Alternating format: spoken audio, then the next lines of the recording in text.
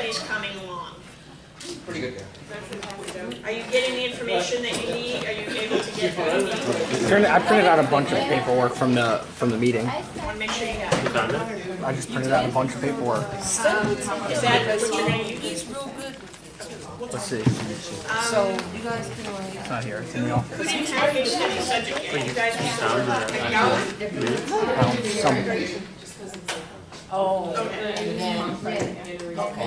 Did you find anything? all right. Did that require a change? So we can check this out. If it's the right thing, we keep it.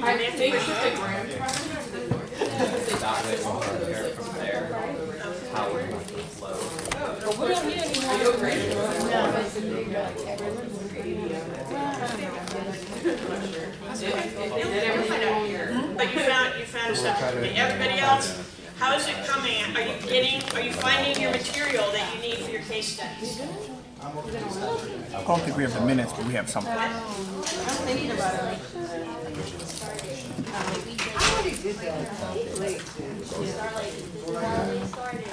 Oh, so In terms of structuring the presentation, is that you? Yeah. I can sit over here. well, you're going to want to orient, so we're talking about how to do presentation. So you're going to want to show graphics to identify where the site is, right? And get the reader, so to speak, oriented. Summarize what the existing status of the land was. It was vacant land, or it was an old strip center or something. What's the existing? What they asked for, what the developer requested in the application, and then go from there. And then the process is pretty, the approval process, what the criteria were that applied to the approval, what the staff report said about it, what your own view is of those criteria, and then what the outcome of the approval process was. Okay, it's pretty linear. If there's anything interesting, like it was an there was intense public opposition, and that affected the outcome, or there was a high degree of public support, and that affected the outcome. Address anything something like that, I think would be interesting. So, tell us the interesting story. Just look around. Okay. Is anybody unable to obtain information that you think you need for your case study? No, you're getting it. It's mostly public records, and you're able to get them. Okay. All right. So let's talk about the midterm. I am going to give you a lot more time because I've always used the midterm as an opportunity for you to review material, for me to get an idea of whether you're understanding the material so that we can make adjustments towards the end of the course to make sure that I'm teaching you better if necessary too. So I'm going to give you more time. I'm going to issue the midterm either tonight or tomorrow, and it's going to be due before class starts next Saturday. You guys got this? A week? A week. I'll give it back. I'll give it back to you. It is That one? 20 true, false, and short answer, and 1 essay. The essay will have 3 topics. You only have to choose one of the topics to write on. But you have to know that giving you the benefit of the doubt is going to kind of go out the window. You need to do a really good job with the time that you have. Write incomplete sentences, check your spelling, check your punctuation. Some of you who are not long out of college, you've been writing a lot through your whole college career, and it's all very familiar. Some of us older folks, pretty far away from academic life, we might forget how to write incomplete sentences and write, coherent paragraphs. So put some effort into that. It's a graduate program, right? Anybody else need this?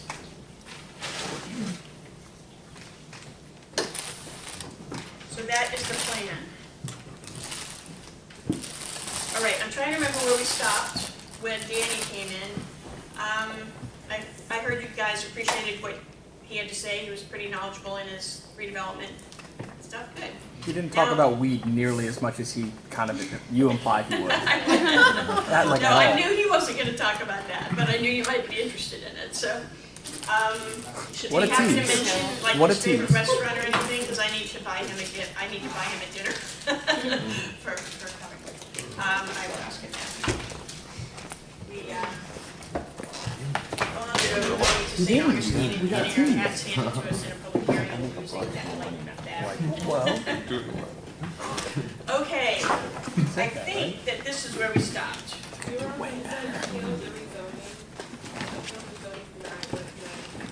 That's where I stopped? Okay. All right. Okay, so we'd gone over, we did like a really fast review of a whole lot of material, and then we covered rezoning. And this is kind of interesting, should be interesting to you if your case study involves a rezoning as opposed to a comprehensive plan. This gives you, orients you to what kind of rezoning criteria you're going to be reading about in the staff reports on your case studies. Okay. So rezoning criteria. So appeal. We started touching on two different types of rezonings, quasi-judicial and legislative. And sometimes you might wonder, why do I care? Okay, and I think we covered some of this, but let me roll back. From the beginning of the model zoning code and the adoption of zoning codes, zoning regulations were generally adopted by ordinance, which is the word for a local law. So they had the force of law at the local level. And then a rezoning, some approval to change the zoning of a specific piece of property, for many, many years was also treated like a change to the law, legislative. The effect of a decision being legislative is that the courts give tremendous deference to the legislature on making those kind of decisions. The elected officials get to say what the law is, and they're the ones charged with the policy decision to change the law. So legislation and legislative decisions have great deference in the courts. So what happened, though, in Florida, through a series of appellate court decisions, was that a property owner who sought to have the zoning changed for his particular parcel, and it was denied, and that denial was upheld because it was legislative, and the court gave it great deference, began to challenge that. He's saying, no, the rezoning of a small parcel isn't really a legislative decision. It's not a decision about changing policy in some broad-based sense. It's the application of a law to a particular set of facts. It's more administrative than it is legislative. And it shouldn't be treated with this broad discretion that a large-scale rezoning is treated with. It should be scrutinized. And it should be based on facts and circumstances presented at a hearing. And the property owner should be entitled to a fair hearing on that. Because legislative decisions could be discussed based on principles in the head of the legislature outside of the facts and circumstances presented in a hearing.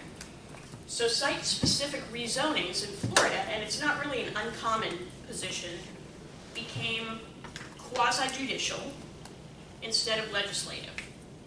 So the mechanism of appeal changed to a quasi-judicial hearing means that the appeal has to be based only on the facts, the record that was created at the original hearing. A legislative decision, it's like a whole new, what they call a de novo hearing. And the city government can say, you know, we didn't do a very good job in the original hearing of justifying our decision, so we can fix it all in the court hearing. And that's really the distinction between them. If you are a property owner and you find out that your property, along with a very large scale area, is being rezoned, that's a legislative decision. You can participate, but you're not going to have the benefit of a four corners kind of quasi-judicial proceeding. That would be legislative. But if you come in as an applicant to rezone your particular parcel for a project, that will be a quasi-judicial hearing. You get to rely on the fact that the decision will be made based on the facts presented at the hearing. And if it's not supported by substantial competent evidence presented at the hearing, then you can, that can be subject to challenge. Does that give you a sense of the difference between the two kinds of rezonings? I'm trying to think of any examples. The Bonaventure golf course rezoning, we talked a little bit about it. There was a rezoning that was done by the city of Weston as a legislative rezoning. They didn't give any particular notice to the property owner. And that was, they eventually settled it, but that's what was the subject of litigation for the city doing that. I'm trying to think of other... But that's not a rezoning though, is it? But it's a rezoning by the municipality. It was by the municipality. And what process did they have to go through? So it's whether the municipality, if they do a broad-based rezoning, there's a procedure in the statute that they follow of giving notice, like ads in the newspaper kind of thing. If they might have their own process that also requires them to mail notice to every single owner, but they have to follow both state law and their own code on giving notice. But if it's a broad-based, if it's like more than 10 acres, it's a legislative rezoning, and it's subject to that review standard. But anytime a property owner initiates the rezoning, it's going to be a quasi-judicial, site-specific rezoning. So legislative at the municipality level, not at the state level. Correct. Legislative at the local legislative level, the city or county government, whoever has primary zoning responsibility. Cool. And I'm trying to think of this comes up in terms of like the city of Hollywood some number of years ago. They rezoned a lot of their beach to give it a historic designation. I don't know if they gave individual property owners notice, but it was probably large enough and significant enough to have been done as a legislative rezoning. Gonna go back to the point of having the municipality rezone your land for you skips this process, and it kind of eliminates you from having to be the property owner, even though you don't officially have to be. We talked about how it was kind of difficult to show up. You don't even own the land yet. Why are you here? And then, so can you lobby for the municipality to just change it for you? Sure. Sure. It seems easier. There has to be something in it for them, okay? Right. The local government has to see that there's a benefit to the community if this whole series of blocks gets rezoned in some way that's going to encourage redevelopment, and it happens to be one of your parcels, and it happens to have been suggested by you, but they still have to conclude that it has those policy benefits that would justify them acting directly. I won't say it doesn't happen, that a single property owner has enough political influence in a community to prompt them to undertake a broad-based rezoning that happens to benefit that property owner also. Community redevelopment areas are like that often, where the city wants to create denser, more urban zoning to encourage investment in an area that's otherwise blighted. So whereas in some parts of a lot of cities, you'll see them wanting to keep the density low to satisfy the neighbors that the community is not going to change in its character or something like that. And other parts of a city, they're going to want to urbanize it with zoning to incentivize development and capital investment. So why would a city want to do that? Why would a city upzone, create a lot more development potential? What's the benefit to the city? Ken? Dollars, money, sales tax, revenue, etc. Property tax. Right. Property. Property Right. tax, like increased value of lands, which brings more property tax revenue. Anything else? Is there anything less, more, what else besides money with the city? So transit-oriented developments, having the dense populated areas, thinking forward, people are not having to travel as much, the live, work, play kind of cliche, but you have to do that if you can live, work, and play without sitting in an hour of traffic. Okay, so like really intense, tall buildings and so on, it creates enough density to maybe justify mass transit and leave a few cars off the road. So traffic management. What are the other benefits of creating an intense urban environment for a city?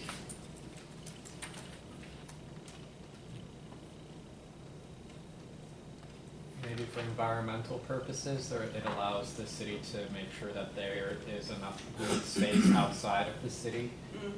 It's true. It is. It maximizes the use of existing infrastructure. Okay, so water and sewer systems don't have to expand and expand and expand. Maximizes facilities that are already in place, yes, and allows maybe preservation of more undeveloped land. Yeah, some of the other things I think about is job creation, and it's the traffic thing. People might be able to work and live, closer to their jobs, and both the development and the opportunity for mixed use in a defined area could be a job developer. Something I've always been interested in, I have never had time to study, is whether intense urban development creates an opportunity for aging in place, because I'm aging, and I'm going to have to find a place to do that. The idea being that the suburban house, isolates people as they become older, as their health deteriorates and they can't drive themselves, then they become more isolated. They become, I see that as a negative for society. So the idea that people in an urban setting can age in place and have a community that's closely around them, to me is another benefit. It's not something like that about, there's an appeal of dense urban mixed-use facilities among people retiring, is that they didn't want to maintain a house anymore, so they could move to an apartment if it's in an area that was within, like, either walking or, some type of mass transit range where they could get all their needs taken care of. And, Bingo halls. Since they didn't go out that much, they I'm work serious. like back and forth all week. So basically just go home to in a high-rise tower or something with a good view and spend all the rest of their days. I see the benefit. I mean, I heard a story in NPR the other day that was about two lawyers, husband and wife, both lawyers retired.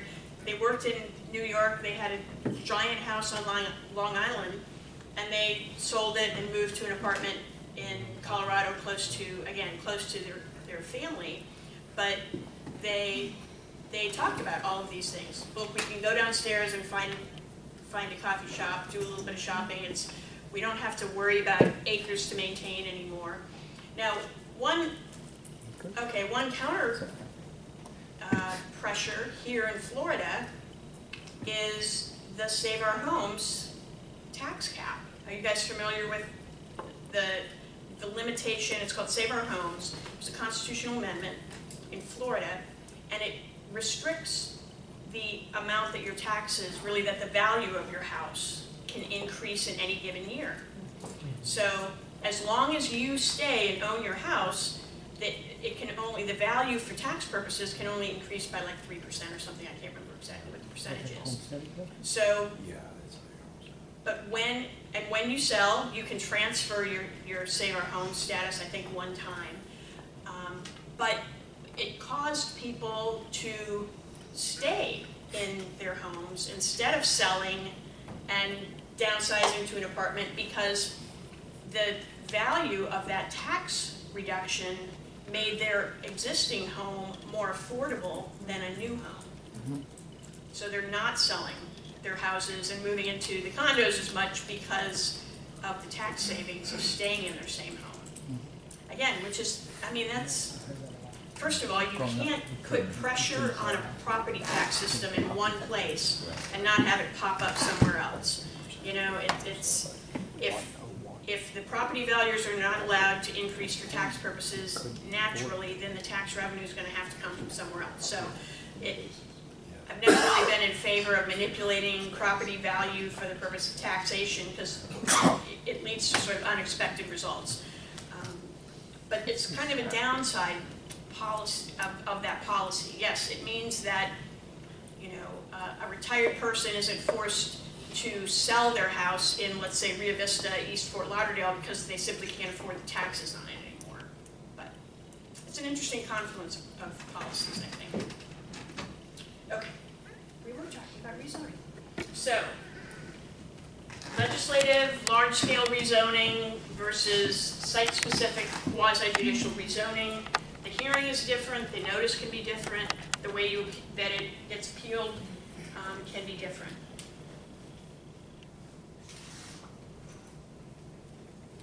When rezonings, like many other local government applications, when you apply and are denied, most codes prohibit you from reapplying for the same thing for a year or two. So when you see it going down in flames, sometimes you want to withdraw your application so you don't get a denial. You can see it coming sometimes? Pardon? You can see it coming? Sometimes, you know, once a board starts to deliberate, it sometimes becomes pretty clear that you're not going to get the votes. Sometimes you will have spoken to them in advance of the hearing, and you kind of know you can have a count of your votes. There's nothing that prohibits that. It just has to be disclosed on the record that they had a conversation with you outside of the hearing in most jurisdictions. So sometimes, and yet sometimes they just sit there quietly and you really don't know what's going to happen until it happens. So I have unexpectedly won. I have unexpectedly lost. I have lost and gotten them to rehear it and allowed me to withdraw it. I've done that, and then I just, most of the time, by the time I get to the hearing, I know I'm pretty confident of what the outcome could be. That prohibition to applying again, it doesn't matter if you try to get it zoned differently than you initially tried to? They generally prohibit the same application. So if you applied for a 3-unit breaker, you know, or you had a 3-unit breaker and you applied for 5 units per acre and that gets denied, you know, they may allow you to come back with some other rezoning. Sometimes you can sort of craft, you can do a voluntary restriction to address whatever's. Their concerns are. Yeah. Yes. Okay, we talked about plan development. I think some of you are probably doing case studies that involve innovative development or plan development approvals. I'm trying to remember. So planned development districts. There are 2 different kinds, which are a traditional rezoning or an overlay that leaves an existing zoning in place.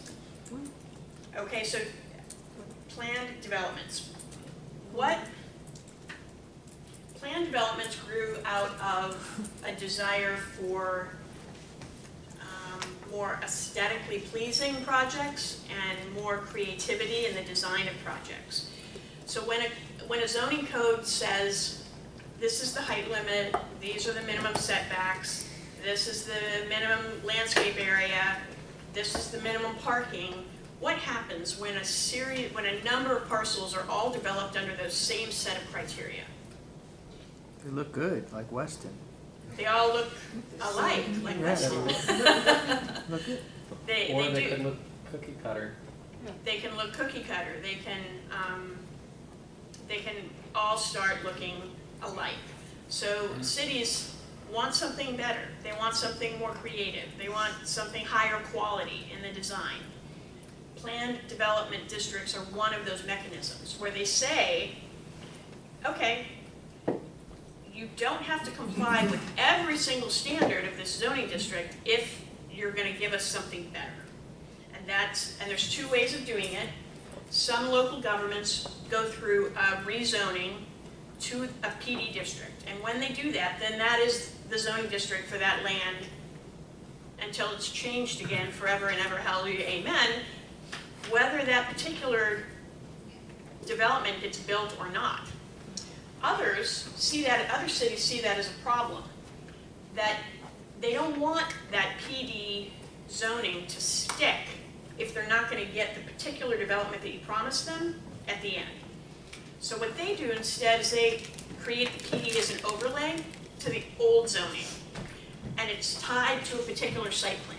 So you come to them with an innovative project, you can't meet your setbacks, you want to go a little bit higher, you don't want to have all this landscape, you want to create public hardscape instead with wider, whatever it is that you want to sell the city and that you want to include in your project, and the city says, yeah, we like it, but if you sell out or you abandon the project or you don't build this, we don't want that approval hanging out there forever. So the PD overlay type of rezoning gets hitched to that particular site plan. Site plans almost universally have an expiration to them, a year, 2 years, 3 years. And when the site plan expires that's associated with the PD overlay rezoning, then the PD disappears too. That's a common option. How does that differ from like a conditional special use type situation? Well, you said conditional or special use. Like a use. Okay, that's, a use is, the regulations regarding a conditional use pertain to the use. The PD will often pertain to the layout.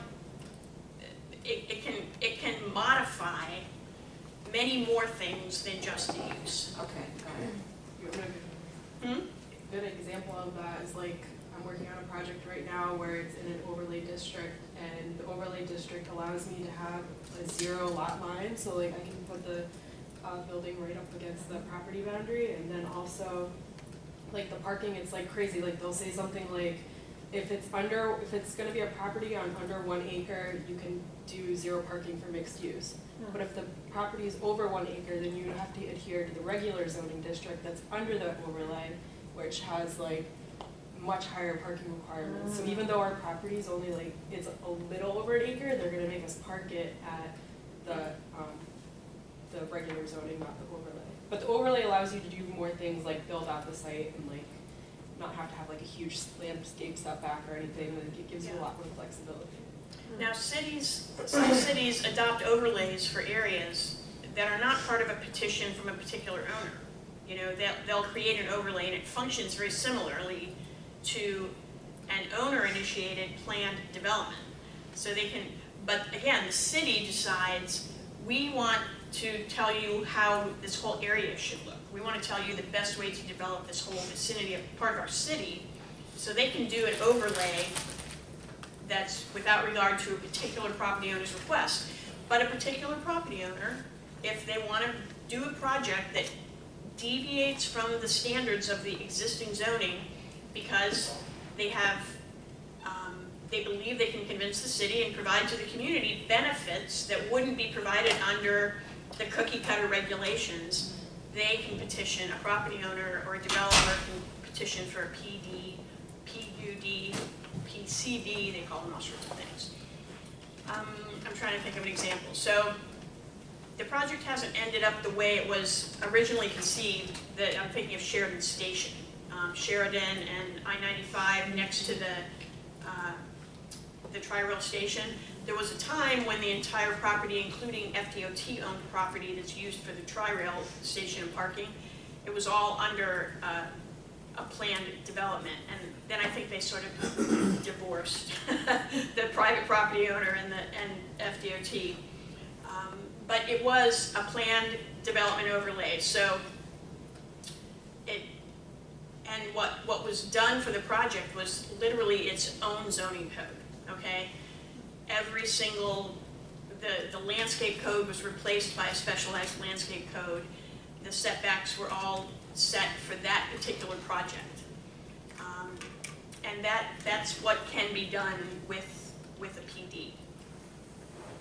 You can deviate from all of those standards, but you have to convince the elected officials and the staff that the project will deliver enough benefits to be worthwhile. And there could be big pushback on this, okay? The city of Fort Lauderdale, the neighborhood associations pushed back on every single PD that came through.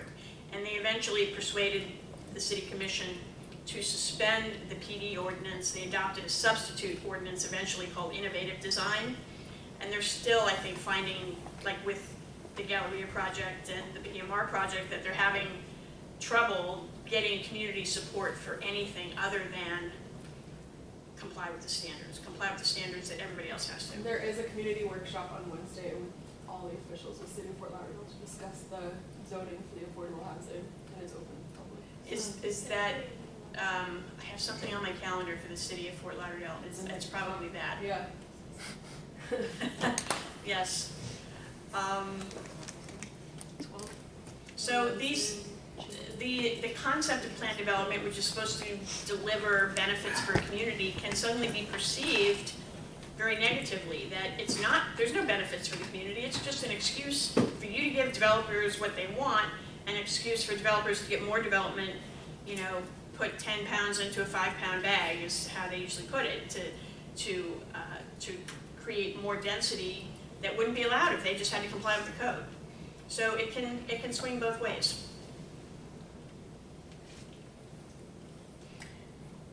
One thing to be, and a very practical thing to be very aware of, is if you're considering, for example, buying an entitled property that has a PD approval, figure out how long it lasts. Figure out the expiration. If it is a PD site plan that's tied, and if it's a PD overlay type of approval, it's tied to a site plan, and the site plan expires 6 months after you buy the property and you can't pull a building permit by then, you've lost your entitlements. So you need to know what type of PD it is, if it's tied to a site plan, what the expiration date of that site plan is, if you're evaluating the purchase of a fully entitled, supposedly fully entitled property. And if it's being sold to you as fully entitled, it's going to be priced that way, so you can't afford to get it wrong.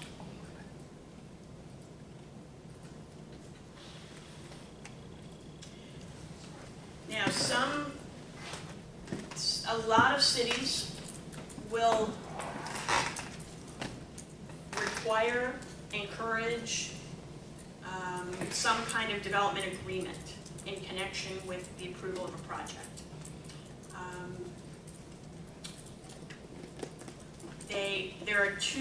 There's a statutory development agreement in Florida, and this cites the statute here, that the purpose of it is to allow a developer to kind of vest their approval for a period of time in a public setting that provides some transparency. So it can create certainty. But the statutory development agreement is a little burdensome procedurally. Requires 2 public hearings. There are minimum requirements for information that have to be addressed. It used to be 10 years, now I think it's been expanded, so you can vest your development rights under a development agreement for up to 30 years. It is an option. It's not a mandatory. The statute, it sort of says, if you want to do a development agreement this way, you can, but you can enter into any type of agreement that you think you have the authority to enter into. It's not a mandatory procedure for a development agreement. It's an option that, if you follow it, creates some validity, protection for the validity of the agreement. These are some more procedural requirements for statutory development agreements in Florida. They must be recorded. Not everybody wants the business of their approval to be on the public record necessarily. And even when time you enter into a statutory development agreement that says your zoning, your density, your standards are guaranteed for a 30-year period of that agreement, if the local government finds that the public health, safety, and welfare requires it to be revoked or changed, they have that power. Because a local government cannot contract away its police power. Does anybody remember what the police power is?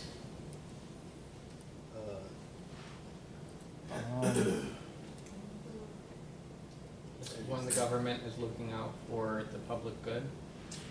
It's the power of government to regulate for the protection of the public health, safety, and welfare. Okay? That's the basis of land use law to begin with. But the local government has the duty to regulate for that purpose, and there's case law that says they cannot contract that away to a private party. They can't give up the power to regulate for the public health, safety, and welfare, not in a binding way. So development agreements, even statutory development agreements in Florida can be modified if the local government makes the findings and has a hearing and concludes, you know, we really thought this was a good idea, but now we find that it would endanger the public health, safety, and welfare to allow the development to proceed according to the development agreement. We need to modify it or revoke it. They can do that. At what point can they do that? They can do it at any point until it crosses a line that a court would find that they've been equitably stopped. Well, like an estoppel. Meaning, what's that means It's a- exactly? Equitably stopped? I got that one. It's a moving target, so equitable estoppel says, Oh, I will stop. yeah. Relied on the information to their detriment. Right. So if the property owner That's not from reasonably relied on statements and actions of the local government and incurred costs and acted to their detriment in reliance on that, it can get to a tipping point where a court would say, you can't change your mind, local government. You're equitably stopped from changing your mind about this. It's hard to know where that point comes in any given set of facts. Is it just a matter of just stopping them from doing that, or do they have to can they compensate? So if you're a party to a development agreement and it says that you get to build 1,000 units and the local government comes back, let's say there's a change of elected officials, and they revoke the development agreement and they make a case in a hearing that it would be, you know, it's for the protection of public health, safety, and welfare, and you argue that, nope, it's gone too far, you've incurred too many costs, you've acted in reliance, equitable estoppel. Then, if they proceed and they still stop you from developing, you can bring an inverse condemnation case. But then you've got to prove it. You've got to prove that the elements of the inverse condemnation are right. That you reasonably incurred costs relying on their original approval, and then when they change their mind, you're stuck with this debt or whatever it is. Right, or maybe, again, it's a moving target, and there's both the regulatory taking kind of argument you can make, and there's the Burt J. Harris Act. It's a state statute that allows you to make a claim for compensation for regulatory actions that fall short of a full taking. They're very, very fact specific, and you have to invest money in pursuing that kind of litigation, I'll put it that way. And the court decisions are all over the place. They're not consistent, and they're very difficult to predict. But that power of local government to revoke or modify the development agreement based on the public health, safety, and welfare has got to be baked in. Because, again, there's this underlying aspect of local government law that says a local government cannot contract away their police power. It's invalid if they attempt to do that. So with all of this fiddly statutory standards, it's why many, many development agreements are entered into that are not statutory agreements. The local government takes the position pursuant to their own ordinances that they have the power to enter into a development agreement. So the statutory provision says it shall be regarded as supplemental and additional to the powers conferred upon local governments by other laws, and shall not be regarded as a derogation of any powers. So if a local government believes they have the authority to enter into a development agreement but under some other set of rules, they can do that. So the statutory requirements are kind of big picture statutory requirements, and they can do development agreements that are much more limited. The benefit to the city is a development agreement can create for them an enforcement mechanism that's easier than having to file a lawsuit to enforce some standard. So how would this go? So you're in a city, you're doing a project where you're doing a planned development, rezoning, or overlay combined with a site plan, and the city says, we can only recommend approval of your project if you agree to perform these things. Widen the sidewalks, dedicate land for a park, pay into our beautification fund.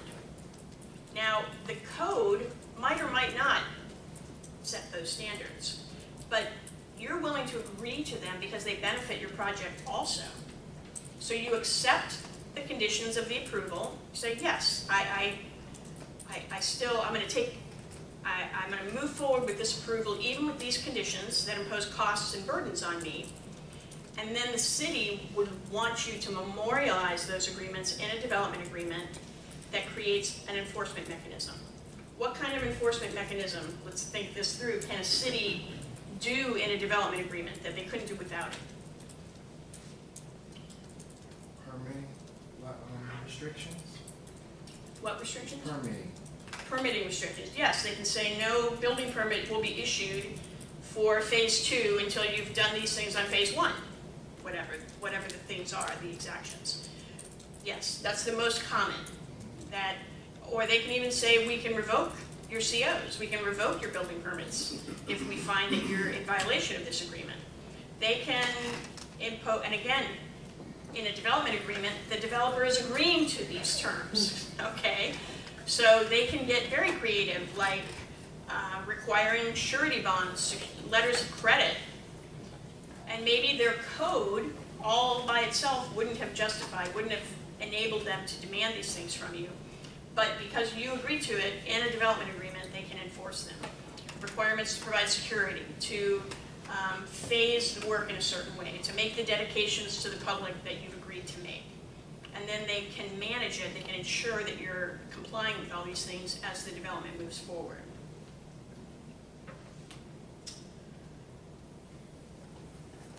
The securities can be, are very, very common. Security requirements for improvements are very common. Has anybody been involved in getting a plat approved in Broward County? Sorry. Huh? No? The subtype principles.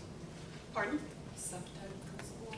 They could impose SEPTED principles in a development agreement if you agree to them, even though their code might not. But a plat so in Broward County, when you get a plat approved, the county has all kinds of standards you're going to have to comply with, including building, maybe closing a driveway and building a different driveway. There's a lot of engineering requirements that they'll impose to get a plat approved, and they'll require you to sign an agreement that you're going to do it all and to provide security. And the security, so you have to pay your own engineer to do a cost estimate of all those improvements, and then they mark it up by 25%, and then you give them a bond. Actually, they don't accept bonds anymore, it's just cash and letters of credit.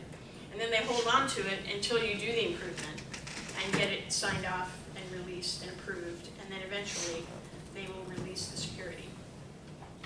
So these are they're pretty common sense ways for people to do business. I can understand why a city government wants to make sure that they can enforce these voluntary commitments that you've made in order to induce them to approve your project.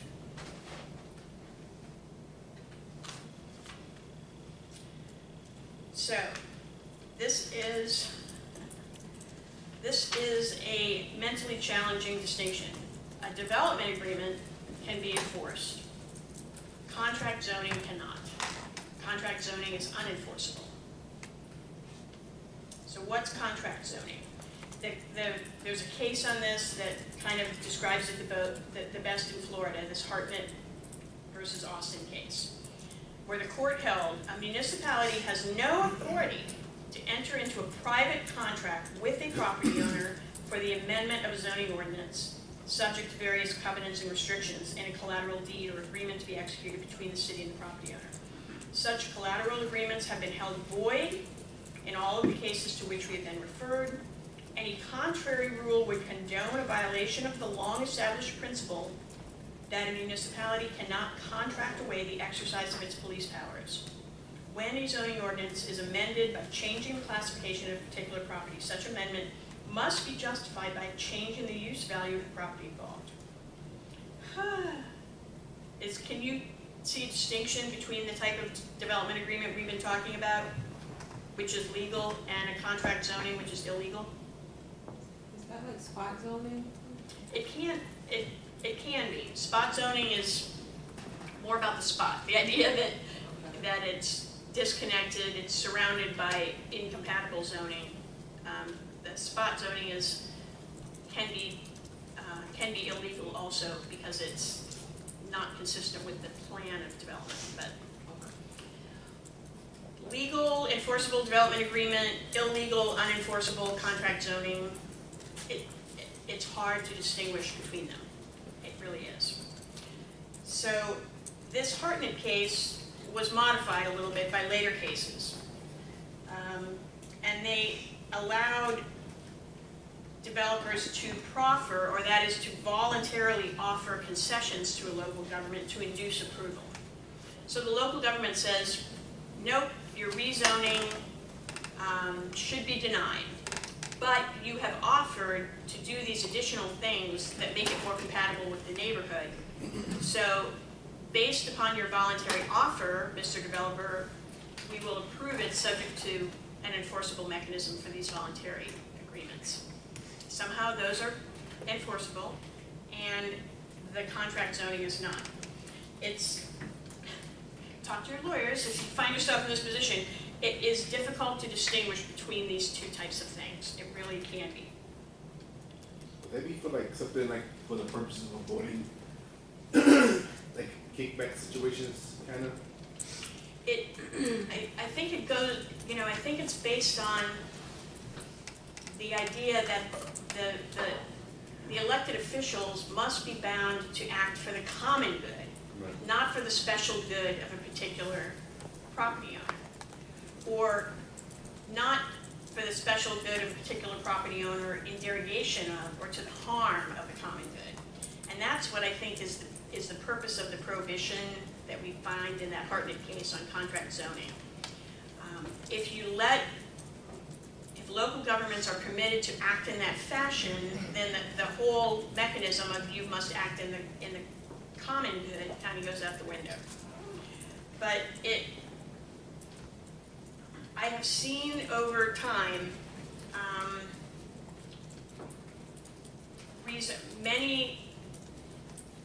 this kind of scenario. I wouldn't say many. So a property owner wants to do a project. It really has the support of the elected officials, but it requires a rezoning. The elected officials hear tremendous pushback from their constituents about the rezoning. They don't want to vote for the rezoning. They don't want to go on record as voting in a way that their constituents oppose. So they deny it. The developer sues, and they settle the litigation by giving the developer what they want. It used to happen more than I've seen it happen. But that settlement of zoning, to grant zoning that was previously denied in settlement of litigation, is really not valid. You can do it with your lawyer, you can do it, but it has to be structured properly. Because it would be an unlawful delegation of the police power. That whole Hartnett problem. And it would be structured for the purpose of the elected officials avoiding the vote that they should have made if they really supported the project. But you can settle. You can settle zoning litigation. And I've done this successfully because you, in the course of the litigation, you understand what the city's, you start to learn what the city's real opposition is, you start to learn what the neighbor's opposition is based on, you start to find mechanisms to appease them and to mitigate the effect of your project. But to be done properly, the settlement agreement must be structured as an if-then. So the city agrees to process and consider a rezoning as proposed by the settlement agreement. Conduct the normal hearings, all of the normal public notice, and if it approves the rezoning in the normal process, then the settlement will have been achieved. So it has to be an if-then. You have to go through the public process, the debate that goes on at a zoning hearing. But what it means is that the elected officials eventually do have to come back and put their vote on the record for the settlement rezoning. So it doesn't achieve as much for the elected official as they might wish, but it can be done this way. If the settlement rezoning, that is, if the rezoning that's proposed as a mechanism to settle the litigation is not approved, then the parties both retain their right to continue with the litigation, is how I've seen it done. Okay, so we talked about rezonings, we talked about planned developments. They're kind of a variation on a rezoning, and these are some more ways that the hard and fast basic kind of zoning regulations can be varied to accommodate a project. Bonus density or bonus floor area ratio. This is something that's becoming common, especially to try to incentivize affordable housing units. You know, there will be a base density in a land use plan or in a zoning category that can be increased if a certain number of the units are guaranteed to be affordable, or, yeah, affordable is a very common one. Bonus density is available to direct development to the areas where the city wants to see development as opposed to suburban sprawl. There's a lot of bonus density of different varieties available in downtown Miami because they want the density directed there. They want to relieve other areas of the city from the pressure to develop. To direct development to areas with available capacity in terms of infrastructure and areas with mass transit. All right, floor, I don't remember if we've covered how to calculate. Does anybody know how to calculate floor area ratio? Yeah, someone does. So what area? What's on the top of the equation? Gross buildable. The Building square feet. So it's the building divided by the length, Yeah. right? So the building is not just the footprint, it's all of the square footage of the building. That's why if you have a, 6-story building on a postage stamp, that number is going to be much bigger than just the square footage. All right, and there's like, looking up on Wikipedia, there's a million ways you can find to calculate, but floor area ratio is the gross building square footage divided by the land parcel square footage. And on the building side, it's not just the footprint, it's all the floors. It's the cumulative gross building square footage. You architecture people, tell me if I'm wrong. Okay. I always get it screwed up. Mm-hmm. I always get it screwed up. Well, it's sometimes surveyors like to give you a floor plan, the square footage of the building, but they don't want to calculate the gross. So it can be a little tricky to get the data that you need to accurately calculate FAR in an existing property. I've asked many, many surveyors for it, and they just never do it.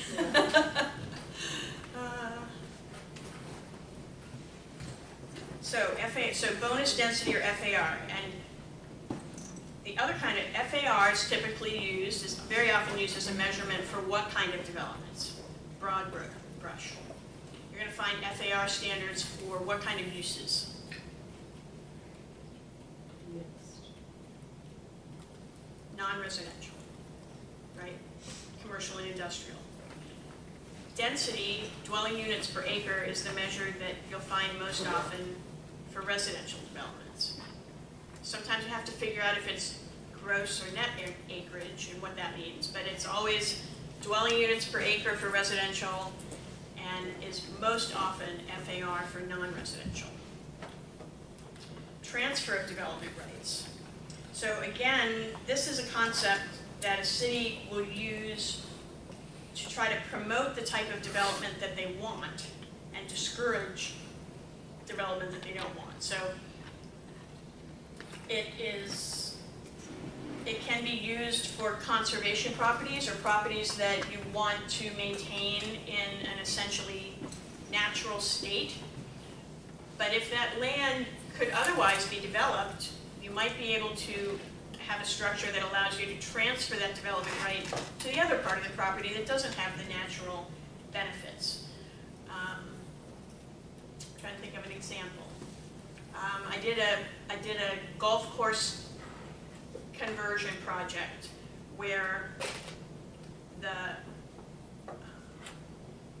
development rights were transferred from the areas of the reconfigured golf course that were going to be protected by conservation easement, let's say. But transfer of development rights can be complex for a city or a county to administer because they have to decide what properties can be the sending property, what type of properties can be the receiving properties, what the maximum, they have to compare the maximum density and intensity without the TDR and what the maximum will be even with TDR. It doesn't become an unlimited transfer usually. They have to decide if a property owner is going to own those transferable development rights and they can sell them to third parties and they can create a value for them on a private market, or if the city wants to be the only one involved in that market. So there's a lot of kind of complex decision making that a city has to go through to create a transferable development rights program. There is one in downtown Miami. It's associated with the protection of historic properties. So I represented a church that has a historic property in downtown Miami, and they are in the middle of transactions to sell the development rights to developers because they want and there's a condition that they use a portion of the money to maintain the historic site. So that's the other policy thing that goes behind TDRs. Not just we're going to allow you to sell your development rights to someone else, but how are you going to use the money? If it's for the purpose of protecting a historic site, most cities will require that you reinvest some portion of the money into the upkeep of the historic site. Because without that, historic sites suffer from demolition by neglect, in a sense. A historic property is protected, but if it becomes an unsafe structure, the property owner can get permission to demolish it. So historic preservationists don't want historic properties to reach that point. A TDR program allows funds to be generated that the historic property owner can be required to use for the upkeep of the historic property. And so if the person decided to not maintain that property or not provide funding, the city can pursue in the court of law financial compensation or something to be able to preserve that property? Maybe what I see happening in the city of Miami is that you can't close on the TDR sale until you demonstrate by building permit to the city that you're spending whatever the required amount is on the improvement. So in my scenario, there is for my client, there's a building permit for a complete roof replacement of the historic building. And there's a building permit for the replacement of the windows. And there's a building permit for some other aspect of keeping up the historic property. And they all add up to a dollar amount, and the TDR sale can't exceed the dollar amount of the reinvestment that they're making, or a percentage of it. It's, I think there's a multiplier. Can't remember. So what do you think? So these are bonus density programs, TDR programs. These are a way for a city to say, yes, we want this development, as opposed to always saying, no, we don't want bad development. Does this strike you as, what do you think about this policy of incentivizing development as opposed to just regulating development? Good idea? Bad idea? Good idea. Good idea? The guy that was here, that substituted for you, talked a lot about some of that, about areas where people were being incentivized to develop, and how, what an advantage it was, tax-wise, I remember, and a few other. And then he talked about gap funding and how some of the CRAs, whether or not they have, like, there was teeth in some of the incentives, just their formal endorsement can help a project and stuff. To get funding. So Right. this creates more this could create more value that you can then put into your pro forma, that you can up the amount of your lending, because it creates more value in the land. Well, and then there was the forgiveness, debt forgiveness, and 0% mezzanine debt, which Yeah, of just, yeah, you gotta love that. yeah. Well, there can be community redevelopment. I was like, There can be, with a CRA agency, there can be tax abatement, tax where for every job created or something like that, they can do tax, they can reduce their building permit fees to induce development, favorable development. They can do some tax abatement, tax rebating, actually. I've seen that happen too. Good, I'll have to look at Danny's slides to learn about it myself more. cool. All right, so these are zoning variations that approach development more as an incentive as opposed to a regulatory control. So historic preservation, I mean, it's not something that we're super tuned into in South Florida because there's not a lot of historic value down here, right? Whoa. That was offensive. I'm from down here. You're what? What about like the Stranahan house? There's very little of it that's really here, Yeah. though. Flamingo Gardens as well. Flamingo Garden. Thank you. The Biltmore, Historical property in Miami used to be Biltmore. private. Biltmore down there. The Merrick House. I haven't been down there. Heard about it. No, I'm not yet. Yeah, I mean, private, It all used to be private. most development is private, right? I wanna go check it out. So some would say, not necessarily me, and apparently not Ryan, that there's nothing of historic value in South Florida. Sure. But when historic preservationists find something that is worth saving, how do they go about getting it designated? Does anybody have experience with this? I'm not sure of the organization. They would have to submit a special application, if I'm not mistaken. I don't want to say talent, a certain organization.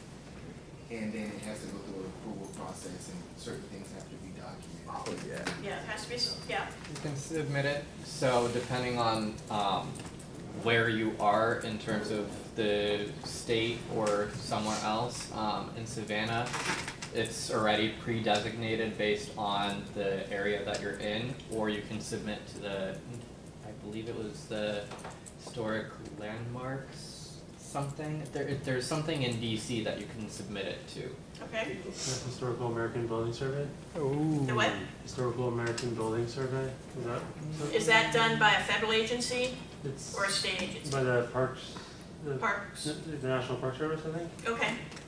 They have a set of standards that, I don't know the process by getting designation, I just know that there's a set of standards for documenting the buildings Mhm. that I've worked on and we follow, and then we submit them to Washington, but I don't know about the Yeah. designation process. So there are federal offices and agencies that keep these lists of buildings and sites that meet the standards for historic preservation. There is a state, the Secretary of State in the state of Florida. There is an office that designates historic sites in Florida. And cities and counties, local governments, can create their own historic preservation ordinances. And they have to set the standards of what value has to be found in the site before it will be entitled to be designated. Now, the interesting thing about especially local government designation programs is that anyone, doesn't have to be a property owner, anyone can submit an application. Okay, so the Historic Preservation Group can decide that your house should be designated historic. And they can submit an application without your consent.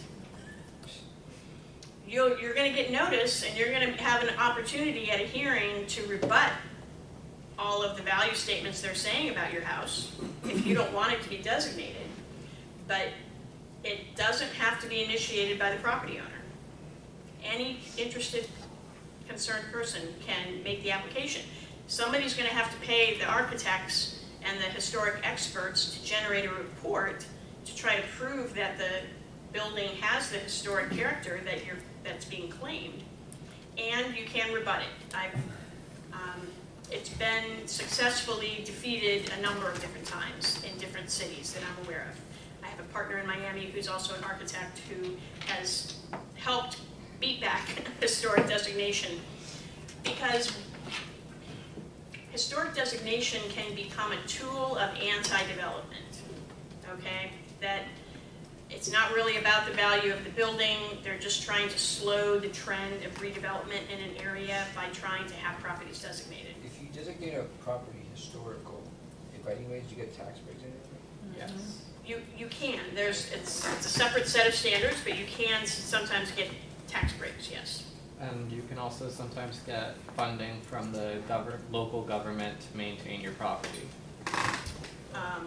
Maybe, I guess I haven't seen that. I've seen TDRs, where they can allow you to create value that you can use to maintain your property, but there might be grants.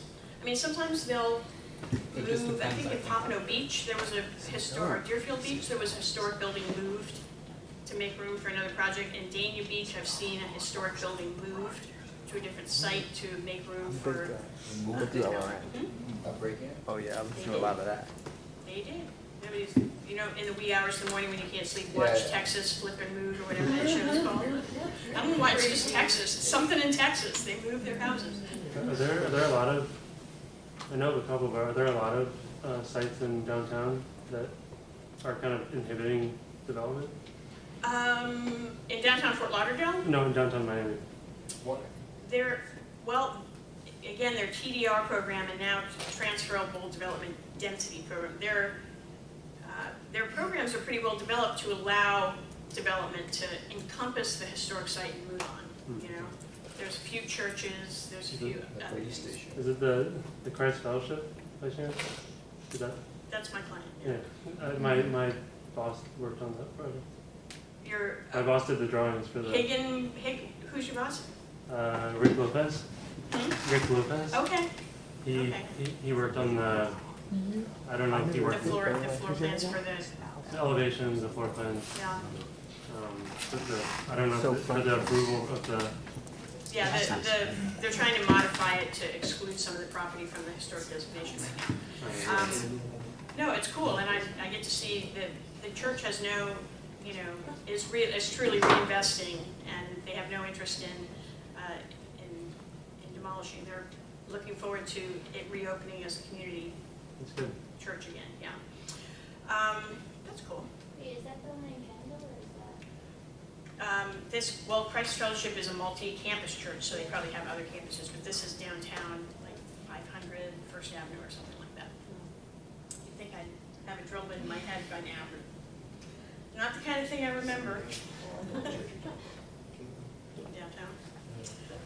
So the typical process, it can be started by anyone who has the facts and the analysis to try to show that a property can meet the criteria for designation. It doesn't have to be the property owner.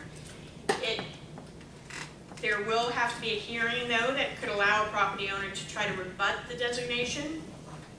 So after a site is designated, there can be pretty strict controls on what you can do to the exterior of the building, what changes are permissible to the exterior of the building without approval by the historic type of preservation board.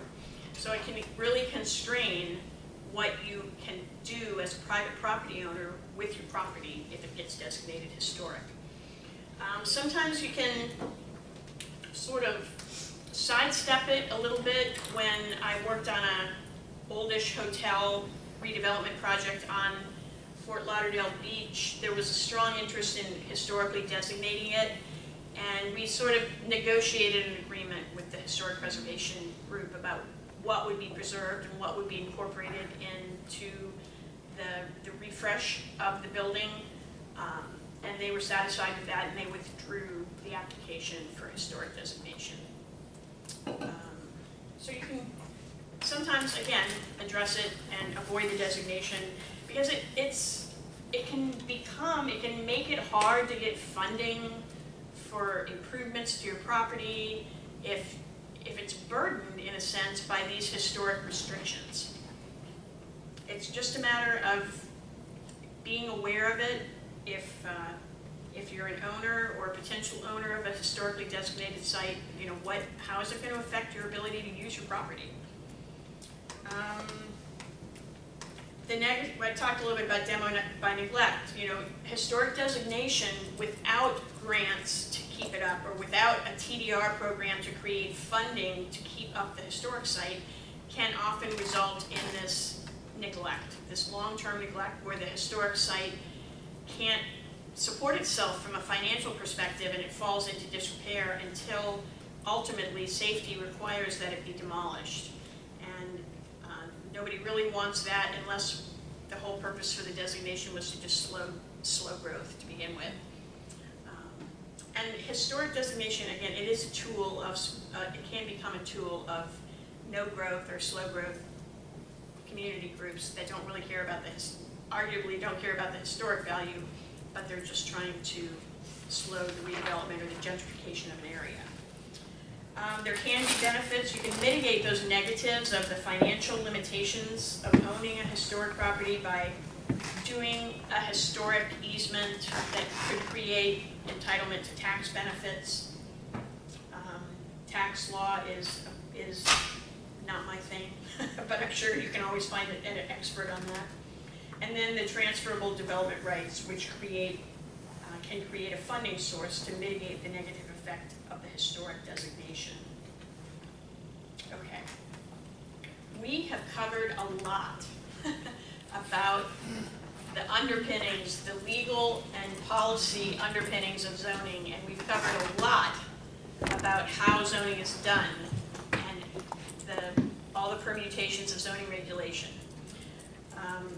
And we talked about the benefits of zoning, right? Overall, we think that we all want to live in towns and cities that have proper zoning, because it creates a more beautiful community, and one that is stable and that we enjoy living in.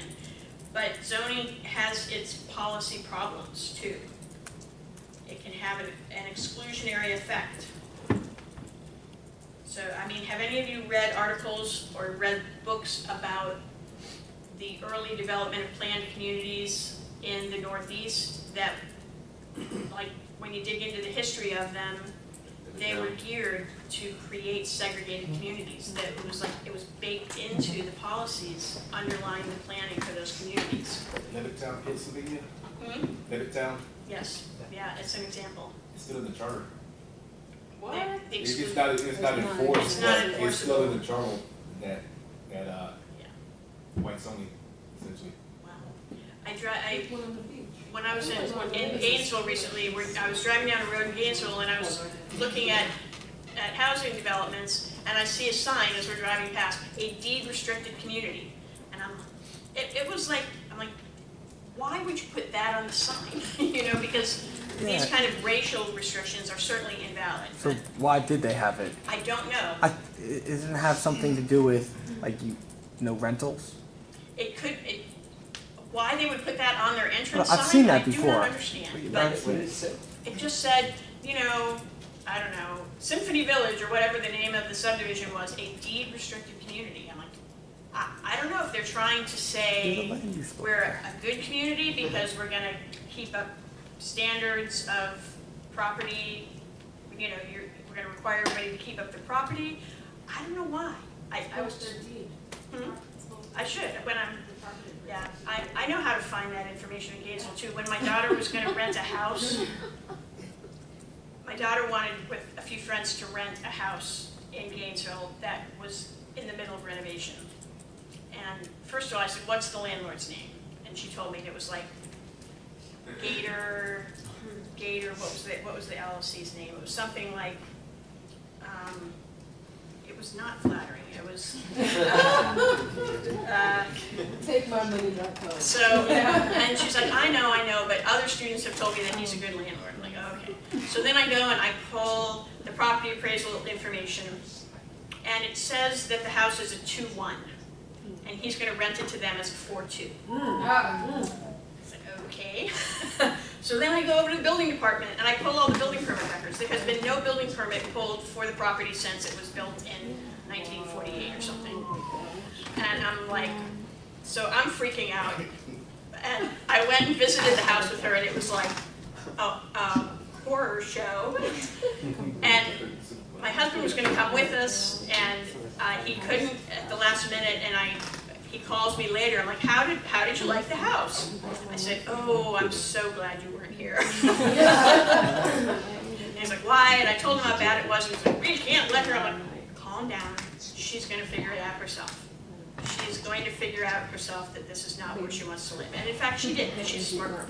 But I'm like, I'm telling her, she goes, I know, but that I know he might not have pulled permits, but all these other students told me that the work he did was fine. And I'm like, yeah, faceplant. Anyway, I don't know how I got off on that. So yes, I should pull the deeds of that community and figure out why they were deed restricted, for curiosity. But zoning can have negative policy effects, right? It can be a means of separating communities by age group, by economic class, by race, even, not anymore, but a lot of the initial zoning that was created might have had that motive. Separation of uses is one cause of what we define as suburban sprawl, right? The fact that you're zoned for residential and residential only means that you can't get to a shopping area without a car. So that separation of uses, which seemed to have been done in the early 20th century for the protection of the public health, safety, and welfare, because why? Because businesses didn't have environmental restrictions on them. So businesses were creating noise and dirt and fumes and blocking out the sun. And the only way that there was to protect residents from the effects of those businesses and industrial uses was to separate them. They really didn't have many other tools. But that separation of uses is what has created the suburban sprawl that we have in many areas today. What are the negative health effects for a society of the separation of uses and the creation of sprawl? Smog, because everybody's got to drive everywhere. What are some of the other? Think outside of the box of land use. What are the negative effects? Nobody's walking. Nobody's walking. Health problems. There's a guy I've heard speak at ULI, and I can't remember his name. He's a health. Gil. He is. Gil. You know, he's got the data on how damaging to public health the suburban style of living is, right? Anything else? Any other public policy negatives to this? Landscaping, it's like a lot of times, you do a lot with landscaping, but a lot of times those plants that you bring in are non-native, and they require more watering or more maintenance than required for the region you live in, and bring on further resources. And a lot of the times, some of those species are invasive species, so it's not in Florida, but a little bit further up north in the south. I forget the species. It's like a kind of ivy that was brought in to help control erosion. Kudzu. Kudzu, yeah. kudzu. That stuff is like. I've never heard it called ivy. Yeah. Yeah. No, I know, as you drive central Florida and north, you see a lot South of it. Carolina is Yeah. covered up in it up there. It's true. So landscaping, so the idea of manicured landscaping creates a tremendous burden on water, and it pollutes the water, right? If I look around, I live on a small lake, and I look around at the lovely, yards around the lake, including our own, and they need to be fertilized periodically, and it just washes into the lake. It just washes into the lake. So all of those requirements can have a negative effect on the overall health and well-being of the community. So it can lead to very parochial decision-making. If,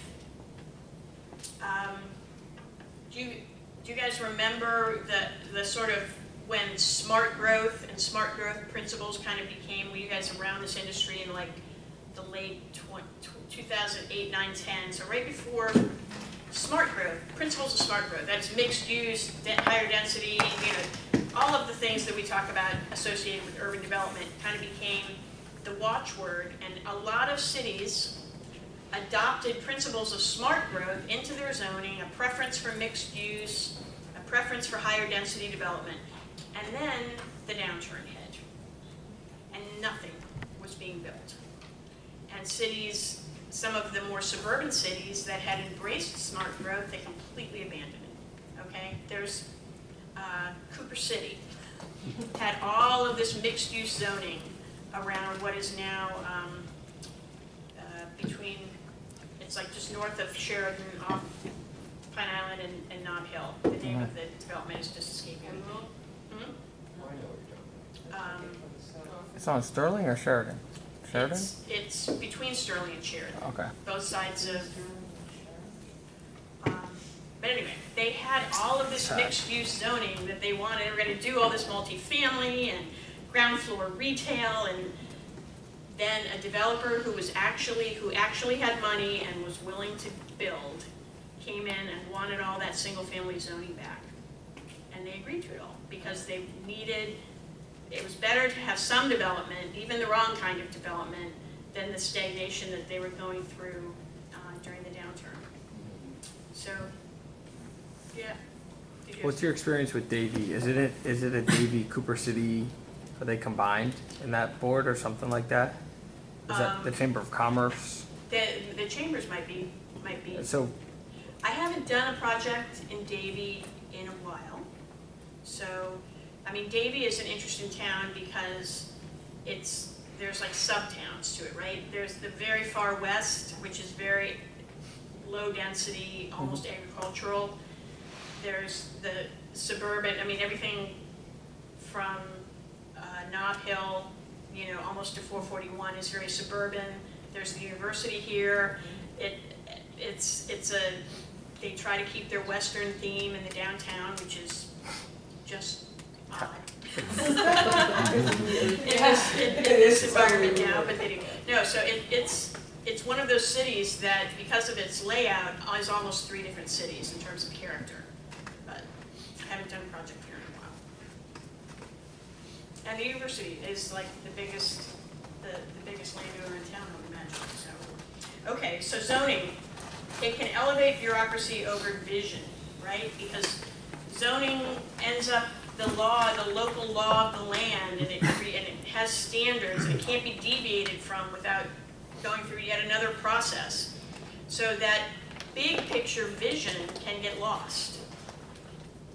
Or it's almost like the Titanic, it can't change directions very easily when an iceberg is on the horizon. So they can't easily change the vision for their community when circumstances change or when the population changes or something like that, because they're stuck with a code that's difficult to modify. Zoning can result in somewhat arbitrary outcomes, and it can inhibit that kind of creativity that we were talking about.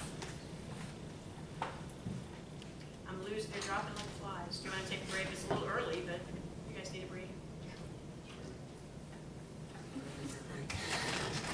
All right, let's take 10 minutes.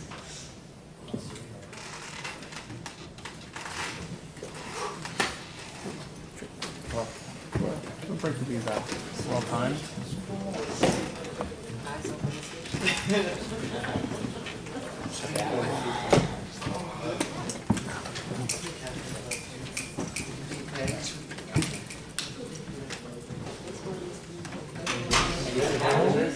Yeah, well, I've just been sick all week.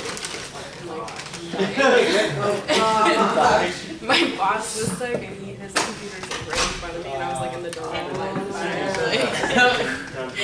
every time he sneezed it was like all over. It's a little cold, you want me to Oh, really? I don't know much of like what worked on a challenge, just things. For the church, for the Rezones. Yeah, Yeah, I mean, what, I don't remember any longer how the church found it. They were being, so the whole site was given to them. Funding, I know. Funding, they were like trying to get more funding for that. Well, they had plenty of funding up at that. You know what that is? Sold, Looks like the, represented them in sales. Pretty substantial. But it was, they needed, again, they had to show through their building permits that they were reinvesting a certain amount in order to sell the development rights. My boss is he has a lot of historical documentation. So I've done a few projects with them. Yeah, like carried over the Florida state flag. school and now we're documenting one of the guy a whole building last fall in Coral Gables for a developer. They're actually developing around, it's off of Ponce. It's like this little like triangle historical building. It's in there and they're building all around it. Really, It's but they're saving they're the, saving a historical building. I guess, I don't think they could have gotten rid of it. yeah. They just chose to I mean, develop it. creatively re-adaptation, creatively incorporating them into larger projects, that's all good, you know, it's better than the other options. It's just it was insane because it's a Did you see me, my little presentation? right I did my presentation. in their offices right out. I just The remember development area right out of the building, out of this little Last class historical building. It was interesting because we were working there investment property. in their office. It's a whole process to go through. Parapet I sheet don't know and stuff. if you've I don't remember how you seen the graphic, process. but I remember. You guys using storage containers for It's the, no, it's a yeah, Yeah, storage. I mean, I see, Facility. I haven't been involved as they move forward with their facade and roof and all of those things, I haven't been, There's a lot of you know, stuff to look at. review an occasional agreement for them, but for the most part, they're handling all that Your parapet sheet themselves. is complicated, But right? the developer that they sold the other person in block two, they're going through an amendment to delete from the historic designation So they want to part of it. So, you know, there's the main building with the rotunda, yeah. and then there's an adjacent building called the annex that was built. Yeah, it's an addition that was built like 3 years after the original. So that's currently part of the designation. Do you have that PowerPoint? You said you already started one? Yeah, he sent it to me, but it's not in this They're computer. going through that on behalf of Okay. the developer. Just send it, well, don't work on it anymore, because you send it to us, we'll work on it. And they're gonna When, just, we they've already meet sold this it to week? them, or- Yes. We can meet this week. but they sold it to them with the designation. We're When is meeting it on available, Juliana? Wednesday? They're actually helping them with it. Yeah, I mean, and we still, because the designation affects both the church and the private property, we have to participate in the application is all. After So, 5. it's, yeah, I so know. two, Yeah. essentially bought 2 parcels. I can do Uh, 8 Turkish o'clock or 9 developer o'clock in the called morning. Okan bought. He always wants to do No. early, forget it. I mean, it's pretty, 8 or 9 in the morning is risky when down it Yeah, wakes do up. that. down there. Yeah. With the. I'll send you my, you could. could, you wanna meet at my place Yeah. again? Yes. I'll send you my address and then we could do it at my 8 a.m.? place. Well, through the magic of conflict, What time? my partners in Miami are doing the work for them. The faster we And they're finish, the the faster we best finish, ones, because it take hours, the church faster we came finish, to the more us the day. honestly because they realized they were getting All unsolicited night. offers All night. I have from no problem developers with And this is to buy pretty, their, you guys to have buy all their the parking information, all you lot, gotta do is plug and play. build a Yeah. development with. Well, you guys already did a lot of work, Let so the you church want to use just the work parking on it together? garage. And they were getting these You guys already did a shit unsolicited ton of work. offers that to You already them did were my eye-popping. They're like, all the money, they Because just you throw don't money at respond, it. that's And slow response So time. they realized that they I don't needed wait some, for people. I see that. It's gonna get a done. higher degree of That's all representation. I have to already start on the next project. The guy who, You the gotta- guy who's sitting in the church pew. She already did, We're already like, organizing the same time. And then organizing this stuff, saying it's very, I very already saw special. that checklist, I'm like, I'm like, this is So what they you do found, every again, day. I'm trying to remember, I think through the church. I'm like, oh my god, my agenda is like fucking crazy. I cover it. I haven't gotten to this job yet. What? I started out with your job, that's why your list is so long. I haven't gotten to this job yet. I'm just plugging in the other stuff I come up I'm like, Center wow. is going on. Like, I'm gonna be trying not only what we do Miami here, Mall but Center also development, trying to because get it's this guy. get this Some- one. You should be talking to her So too. there's Yeah. a prison, Well, not west for of this Church, year, but for Miami other Dade College. I know, we should have the But I architect. think World Center is being built You know what they more do? central. You the next, you're not, this is your life, no, Portuguese development. Is development? Are you development too? I think you took it already. Oh, you did it? Parts of it are, I mean, it's like a multifaceted. Are you graduating? You're done, right? This is your last class? No, I have one here. Which one? It's a mess down there. Financial, Development down there. yeah, that Well, one it's, and we financial see development modeling. and, you know, urbanizing. That's like December. Oh, you're gonna be December. taking that I'll I'll be there. And still, I'll be there when you with go to you. Miami, you realize we don't really have city. No, we did it already. We're still. It doesn't compare to that. I'm taking the capstone that we're doing now. Yeah, no, no, it's- I didn't give you guys my presentation. Can we see it as reference? Or for the, Well, we can only see the videos. I saw the videos from last year. Yeah, because that'd be great, just so we can see what's building. Oh, you saw the video from last year? What grade did you get? Huh? What grade did you get? Oh, my bad. I looked You up got an my- She got an A. Oh, she always gets the A. Talking about myself? No, Juliana. No, But you get an A in everything. A in life. whatever you can think about, she got an A. You got an A in San Miguel's class? No, that's when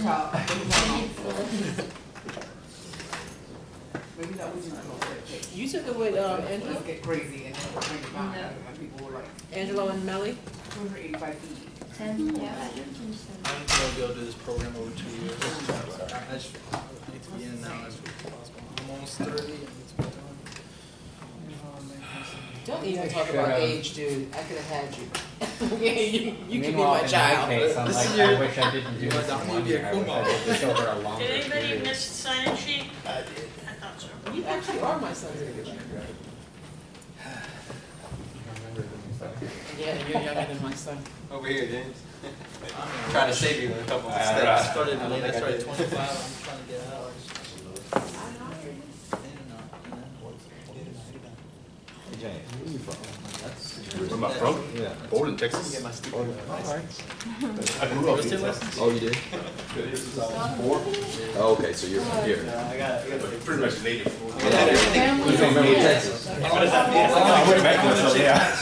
I did it Yeah, my daughter was born in the same hospital I was I know you born. get a year, Your dad's in the military? Yeah, he was in the military. He was, You at Fort Hood?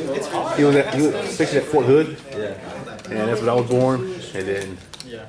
I got stationed back there right before I commissioned, and that's my daughter was born. No kidding. I got there, and like about a month later, I got orders for OCS. So I was like, well, I was here long enough for my daughter to be born and then leave. So we have the U.S. consulate in Frankfurt, Germany. I should just jump Is, used to And be it was an army hospital. just like They actually that. before it was an army hospital. It was a German Luftwaffe hospital during the Second World War. And then once we defeated the Germans, we took it over and turned it to What is No, wrong? no, no, my license. army I hospital. did just get my broker's license. So, when I got posted there, there's a I curve. myself, He was born in that house. No kidding. Yeah. Was he German or was he? He's American. American? Yeah. and now I His dad was in the Air Force. yeah, I did the class a year ago, but it's a year past. I knew that pretty much. He was an army brat. He pretty much grew up in Germany. So he like spoke like fluent German, and then he joined the army. He was like a tanker. I was like, I know they're sending your ass back to Germany. He's like, he's a tanker already, so that's too much when they send tankers. Oh yeah. Well, it used to be, not anymore. Yeah. Back then you had the, The 7th Cav is like, then against the German. those guys was gonna alert one of the Rangers. See from my especially with this class, you have the knowledge of real estate.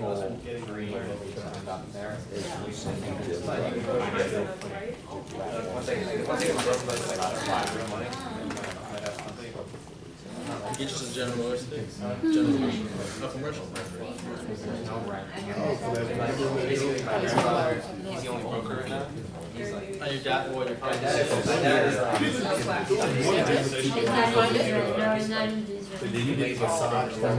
You like me all the time. When we met, That's when you were doing it? Huh? That's when you were doing it? When we met? No. You had just finished. Cause you were in, weren't you in, Argus, RGIS? Argus. Oh, Miriam was in that Yeah. class. I did. No, I did not. Looked that up. I don't. That was one mistake. Okay, Because I didn't. did anybody figure out if the state of Washington has comprehensive plans that have the force of law? Oh, State of Washington, it was a little research assignment in the syllabus. I mentioned it. okay, Washington State does have a comprehensive plan, but the statute does state any comprehensive plan adopted by or a portion of this county shall not be deemed invalid on the ground that the remainder of the county is not yet covered by a comprehensive plan, which to me doesn't make any sense. Because if you have a comprehensive plan, then how could there be a part of the county without a comprehensive plan? So, yes, so I read that too, it was confusing. So for certain counties and their cities that are required to plan, and others that don't meet the population requirements to have a mandatory plan that opt in, then yes. And when they adopt plans, then they have the force of law. So anybody else find anything about Georgia? Does Georgia have a mandatory force of law comprehensive planning requirement? I didn't find it on Georgia, but I think I found it on Vermont. Okay, tell us about Vermont. Like, I found the Vermont statutes online, and it's the 24 municipal and county government. It says any planning commission is created under this chapter may, and then there's like undertake comprehensive planning, including related preliminary planning and engineering studies. So I don't know if that pertains to the rule of law, but it mentions comprehensive planning in the statute. Okay. Yeah, and Vermont is interesting.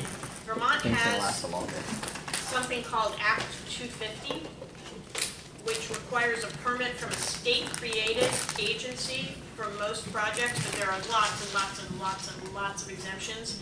So they have a state process that's really separate from comprehensive planning. But what I found in Vermont was that the comprehensive plans only become binding when the zoning and subdivision ordinances are adopted. So they do a planning process, but the plans don't have the force of law. They only become binding when the ordinances implementing it are adopted, was what I found. But the Act 250 is really, it's like a whole bureaucratic process in and of itself. And when I was doing due diligence for a client that was buying a shopping center portfolio, including a shopping center like a mall in Vermont, I hired local counsel. We hired a local land use lawyer. Yeah, I think I'm a land use lawyer, but when I got to Vermont, I realized it was a very, very localized process.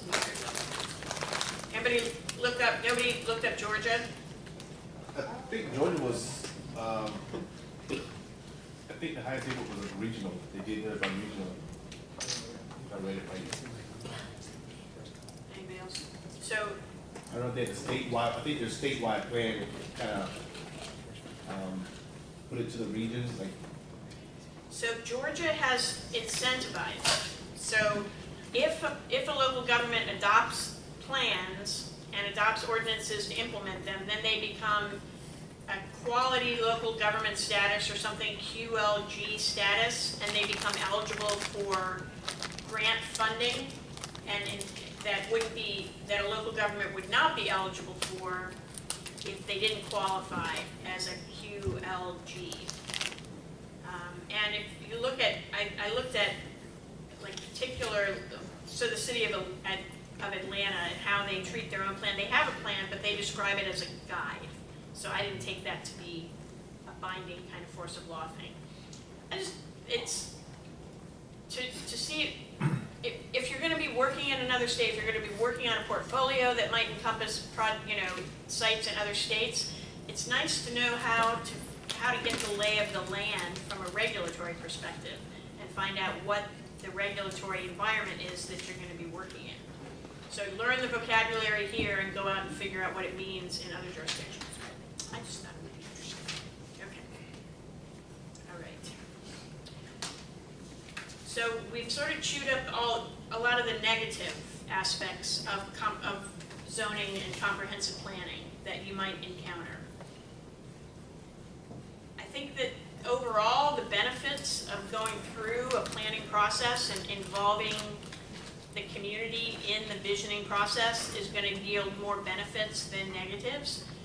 But when the regulations hit the books, they can become a structure that inhibit sort of creativity and inhibit the ability of a local government to respond to new conditions. So during the downturn, what are some of the things that happened as a result of the financial downturn?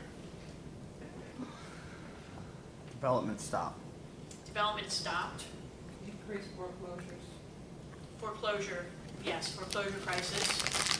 Retail centers would lose their tenants and not be able to backfill, so there was a lot of vacant development that was prone to falling into disrepair.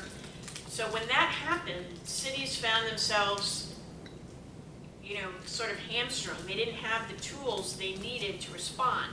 It took them a while. So a lot of cities responded to the residential foreclosure crisis,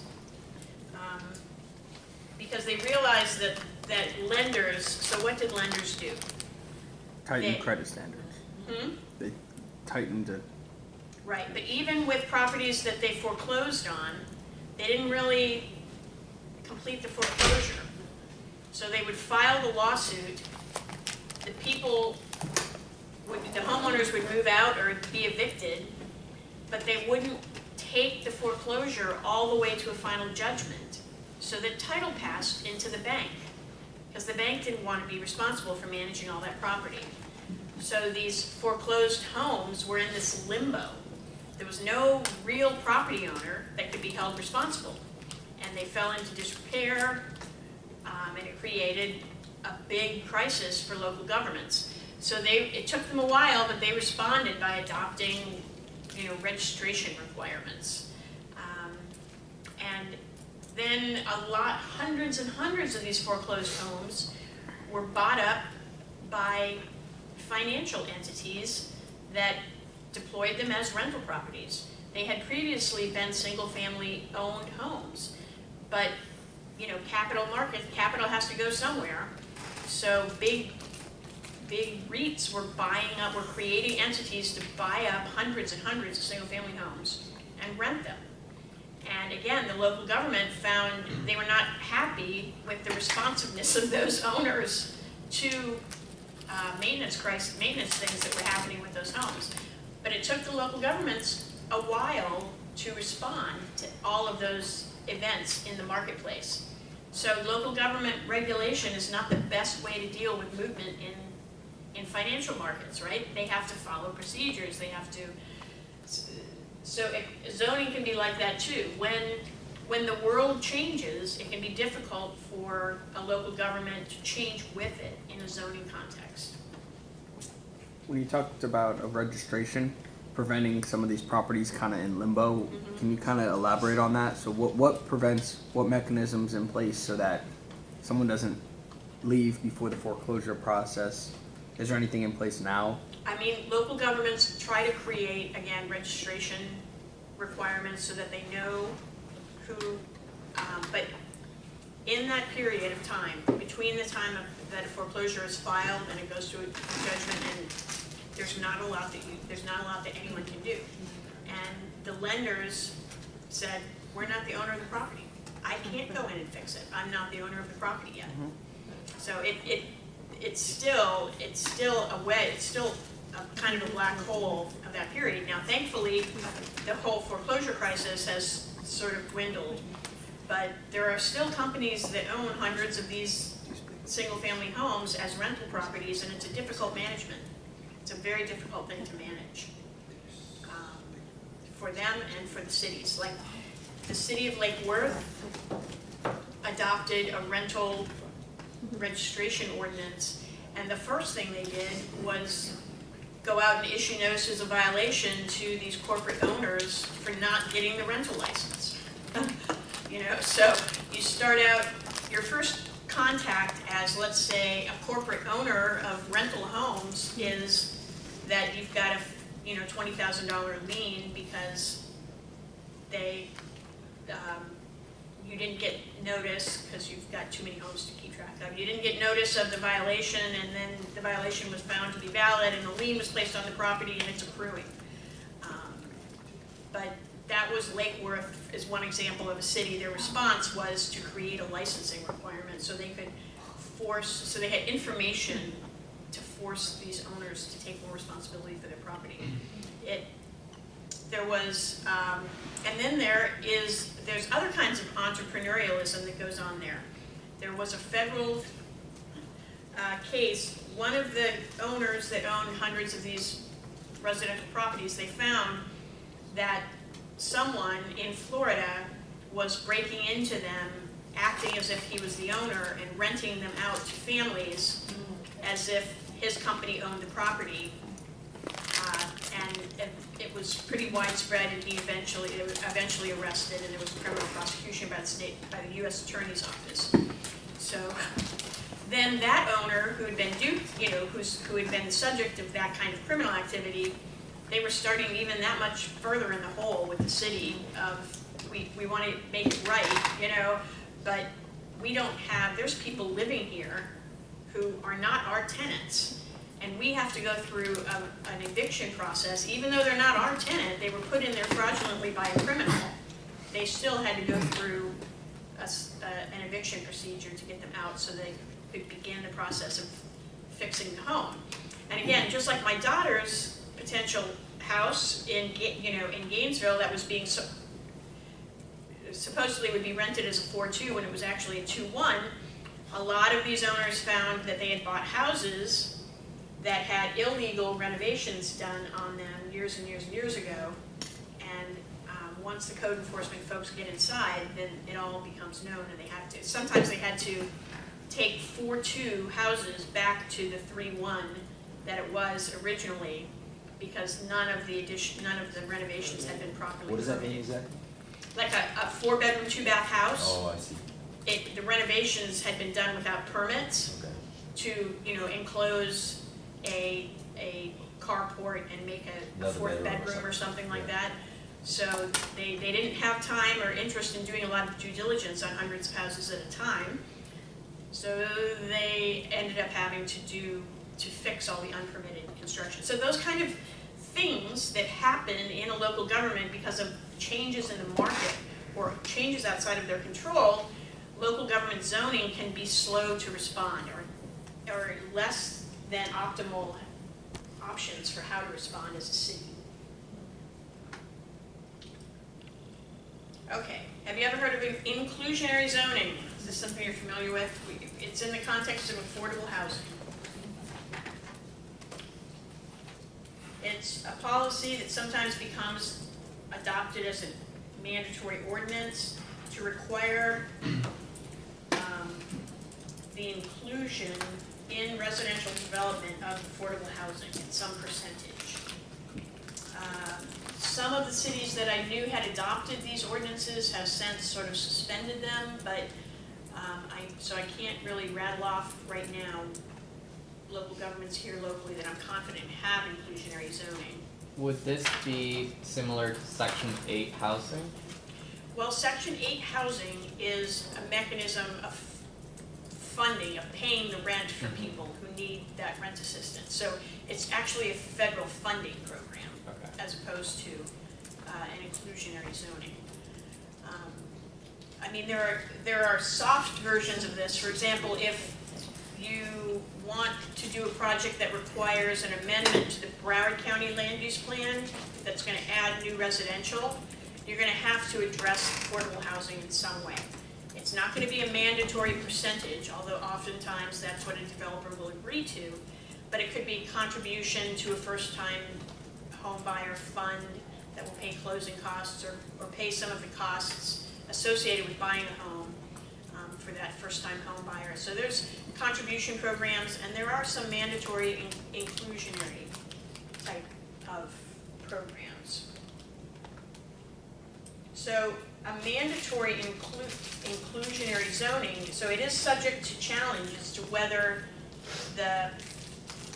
there's a rational nexus between the harm that they're seeking to alleviate and the exaction that's being imposed. So it has to sort of pass constitutional muster, and that nexus has to have a rough proportionality to the impact of the development. So if you're developing a small 10-unit apartment building, and the city wants to mandate that you make half of the units affordable, does that strike you as being roughly proportionate to the impact of the development? No. You know, it seems a little too burdensome, right? The exaction is too heavy. It's that kind of analysis that will go into an inclusionary zoning challenge. Sometimes you can buy, as a developer can buy their way out. So in lieu of including affordable units in their project, they will pay money into a fund that will go towards building affordable housing. Some people feel really strongly that mixing affordable units with market rate units is critical for policy reasons. What kind of policy reasons would be behind that belief? Why would it be preferable to mix affordable units with market rate units as opposed to create a separate affordable housing project? It reduces segregation. Yeah, diversity. Diversity, yeah. I mean, nobody wants to create slums. If you put low affordability housing in one area, there's not going to be surrounding community jobs to support them, so Yeah. it instantly going to fall in repair within a few years. Why does a 100% affordable project, why does it suffer from that? Why is it prone to become? All the, I don't know, it's all concentrated in one area, instead of it being dispersed throughout the city. Yeah. It seems like it's better that way To be dispersed, to have different, to have affordable and market rate units mixed. What would be the benefits to that? A lot of times the cities will take the property taxes from an area to do maintenance within the area, and if you have low property taxes because the properties are priced low, then there's not going to be that much money to maintain the neighborhood. Okay, so the property values of the affordable project never rise. They don't really grow the way that the property value of a mixed project would grow. Like what is it? Rising tide lifts all boats. That's the one. That's the thing I was thinking of. So if you're a developer and you're building a residential project and the city asks you to include 10% affordable and you're willing to, what do you think that, what controls do you think should be put on those units to ensure, do you think they should remain affordable forever? No? Why? I don't know, maybe well, I have my own reasons, but I don't really. Share with Okay. us? Anybody? Rick, keep them affordable forever? I think that yes, simply because, again, due to how the real estate market is, we always have inflation with rent. So even though it's like for the general community, it's very beneficial to be able to maintain some sort of affordable housing because, for example, in San Francisco or in other parts of the country, we don't have affordable housing at all anymore, pretty much, and people are priced out. Ryan? Maybe eventually getting rid of the designation because of the maybe potential for people to abuse these type of units. Is it like is there a problem with rent control, or is that a similar topic? Rent control plays into this discussion in states that allow rent control. Yes. Did you have something else? Yeah, I think that they should always stay like that. Like in New York, at one time they had rent control in certain buildings, but it would time out after a certain time period. Well, that was good for when it had that in place. It was good for the surrounding community, and then you started seeing people priced out of the surrounding community because this particular building lost its ability to be rent controlled. Let's say it was for like a 10-year time period, and now no one else besides that certain income bracket can live in that building because. And if the tenant leaves, does it still have to remain? Yeah. That's the question I'm asking. How long? Or should it be controlled beyond the initial rent? Or what if it's going to be converted into condominiums? And or it starts its life as a condominium, and someone buys an affordable unit that's priced as an affordable unit, and someone else buys a market rate unit, and they're in the same building. How long should the affordable constriction, how long should that stay in place? Should it stay in place at all, or should that person who buys the affordable unit be able to sell it at market?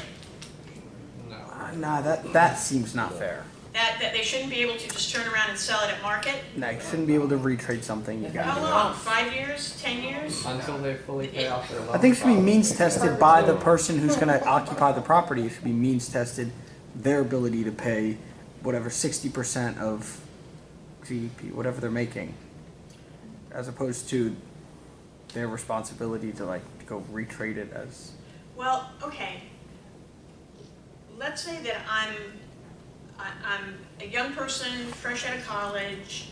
I've got $30,000. I want to buy my first apartment, but I'm still only making entry-level wages. An affordable unit is the only thing I can buy. It's still my good earned money going into that apartment. Why shouldn't I be able to benefit from the increased value of the property that I paid for with my own money? Okay, there's no public subsidy involved here. Why should I be limited on the increase in the value of the property that I'm able to sell? What if it was to be based on, okay, here's a certain percentage of the value. So let's say the market rate is 100% and affordable is 60%. You can only sell it for, let's say, until you make out a certain kind of income up to that 60%. So you get an increase, You're able to increase a it. market increase that's restricted in Yes. some way for some period of time. Does this strike you as, you guys as fair? What do you guys think back here? I'm seeing lots of faces. It's nothing good to say. So it's insane to me. Like if you buy a condo in a building in, let's say, downtown Fort Lauderdale, and somebody comes along and is like, oh, I'm a student, I don't have much money, but I want this one next to you, or on the fourth floor, or whatever it be, like you're impacting my value. Like I worked to afford an apartment that costs 4 times what yours does. So the market rate the owners of market rate units their values are dragged down by the enforcement of the below market rate on the affordable units. I hadn't thought about that. In a way, but you can only get in the affordable ones if you meet a certain Yes. threshold, right? Right. So you But still now have they're- building. There's actually fewer units available, so it's almost as if those units don't exist, the affordable ones, other than the people who live there might be not of the same income as you are or whatever. So, yeah, okay, you have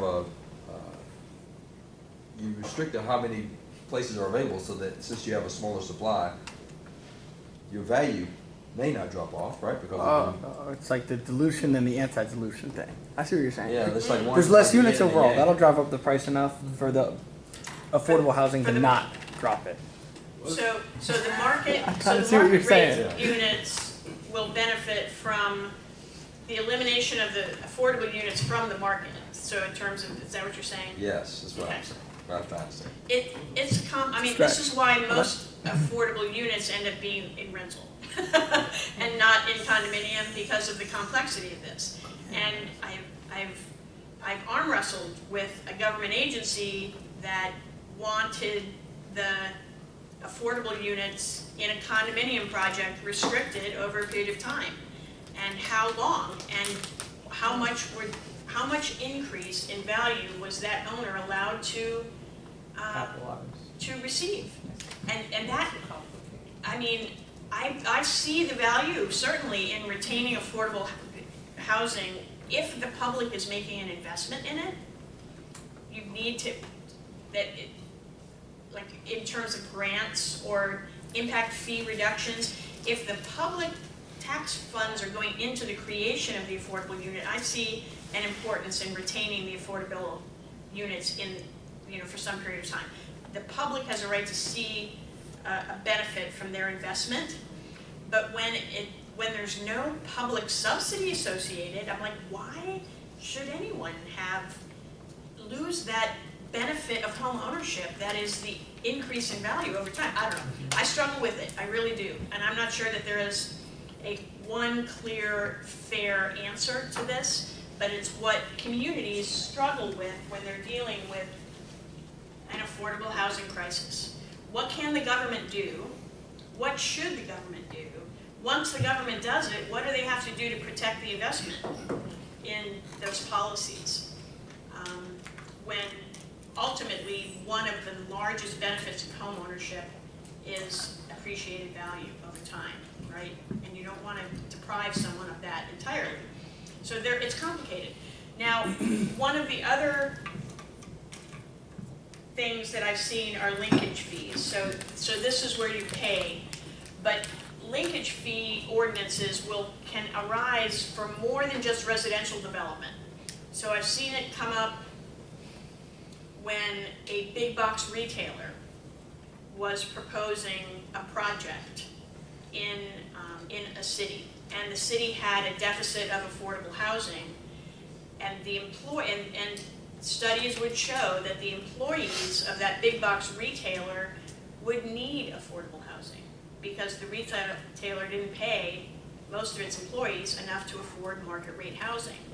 So even non-residential developers can be tapped for this particular issue. You're bringing an employment base, which we love, thank you very much for making jobs, but these are jobs that cannot afford market rate housing. So you, non-residential developer, we still want you to become part of the solution. I think in the end, most cities would just cave and say we'd rather have Target than not have Target, so a Target store, it's still a beneficial development. But I have seen pressure come to bear on non-residential projects to do something about affordable housing. Okay. So we're going to touch on some of the eminent domain regulatory taking thing again. Again, it's my theory about spiral. We'll talk about it. It'll have to sink in a little bit, and then we'll come back and revisit it once you've had a chance to absorb it. But there are other considerations other than the taking of property itself without just compensation, there are other constitutional issues that come up in zoning. So if a zoning decision affects some other basic constitutional right, some like the freedom to practice religion or speech, zoning can have an impact on some of those other protected rights. So this Religious Land Use and Institutional Persons Act, that's what this RLUIPA stands for. No government shall impose or implement a land use regulation in a manner that imposes a substantial burden on the religious exercise of a person, including assembly, unless they can demonstrate is in furtherance of a compelling governmental interest and is the least restrictive means of furthering that compelling governmental interest. Okay, so most government regulations are valid if they serve a governmental purpose. Doesn't have to be this higher standard of compelling, and it bears a reasonable relationship. So the least restrictive means and the compelling governmental interest are heightened standards that apply to certain types of regulations. So how would this happen? How could zoning have an influence on free exercise of religion?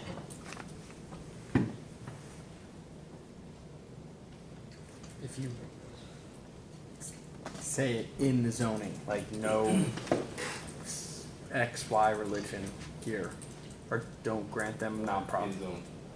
That depends on your definition of free exercise of religion. Okay. I mean, like, if I have a church next to a strip club, nothing's stopping me from going to that church every day. But if I feel that that strip club is impacting my right to go to church, then I can make a case that the strip club is impacting my free exercise of religion. It all You get depends. self-control. You But have a to go strip there. club involves free exercise of Blinders. expression. So it's like who gets to express over who? Okay. What if there's like one on the way to school and you have to like just drive past it? Okay, so zoning decisions. What if a city says, we want only 3 churches, because churches have a tax exempt status, and we don't want to lose taxable commercial land. Pretty reasonable. I don't think that's too bad. It Only has 3, like You're not which a 3? Only the big 3? the best 3. Oh, the best. Okay, that's the problem. Okay, you see a problem. Okay, I see. All right, when all the church spots are gone, what So- do you know? Oh, the speech, the adult nightclub thing. Okay, I'll tell you my adult nightclub stories. Yeah. But let's talk about religious land use. Okay, so it's 2010.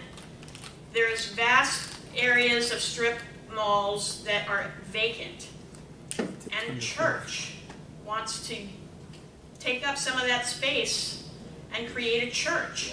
But the zoning is commercial only, no community facilities.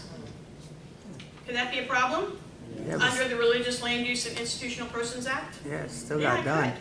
Because saying no to the church has to be for a compelling interest, not just an interest in keeping their tax revenue high, right? Does that sound like a compelling purpose when you compare it to the importance of free exercise of religion? Probably not. So can you And go- is it the least restrictive means? Can you go practice in an industrial because it would be restrictive if they deny your ability to do that? Well, whether you can find somewhere else to set up your church might be a good enough argument for them to deny it. If they're like, look, this is our critical commercial redevelopment area. You know, this is going to jumpstart our downtown. This is the area that we want to preserve commercial development. But there's vast areas elsewhere. Maybe they'll, in a lawsuit, the city could convince a court that it's a compelling interest and their prohibition on churches in that commercial strip satisfies that least restrictive means, considering the other areas that are available for churches in the community. But that's the balancing act that goes on in zoning decisions that relate to houses of worship. So the city of Hollywood, for a long time, I don't know if they still do it, but when you went into the zoning information office in the city of Hollywood, they had a giant sign on the wall that said, "We do not discriminate against religious uses." It had this statement of policy. That was done as a result of litigation when Chabad sued them and won for on a religious discrimination case. There was, in the city of Hollywood, in a residential area of one part of Hollywood, there was a woman who was attracting people, Catholic people, because she was performing miracles and she was praying for people, and the claim was that she became a religious attraction, let's put it that way, in part of Hollywood, and it was primarily, her faith was Catholic.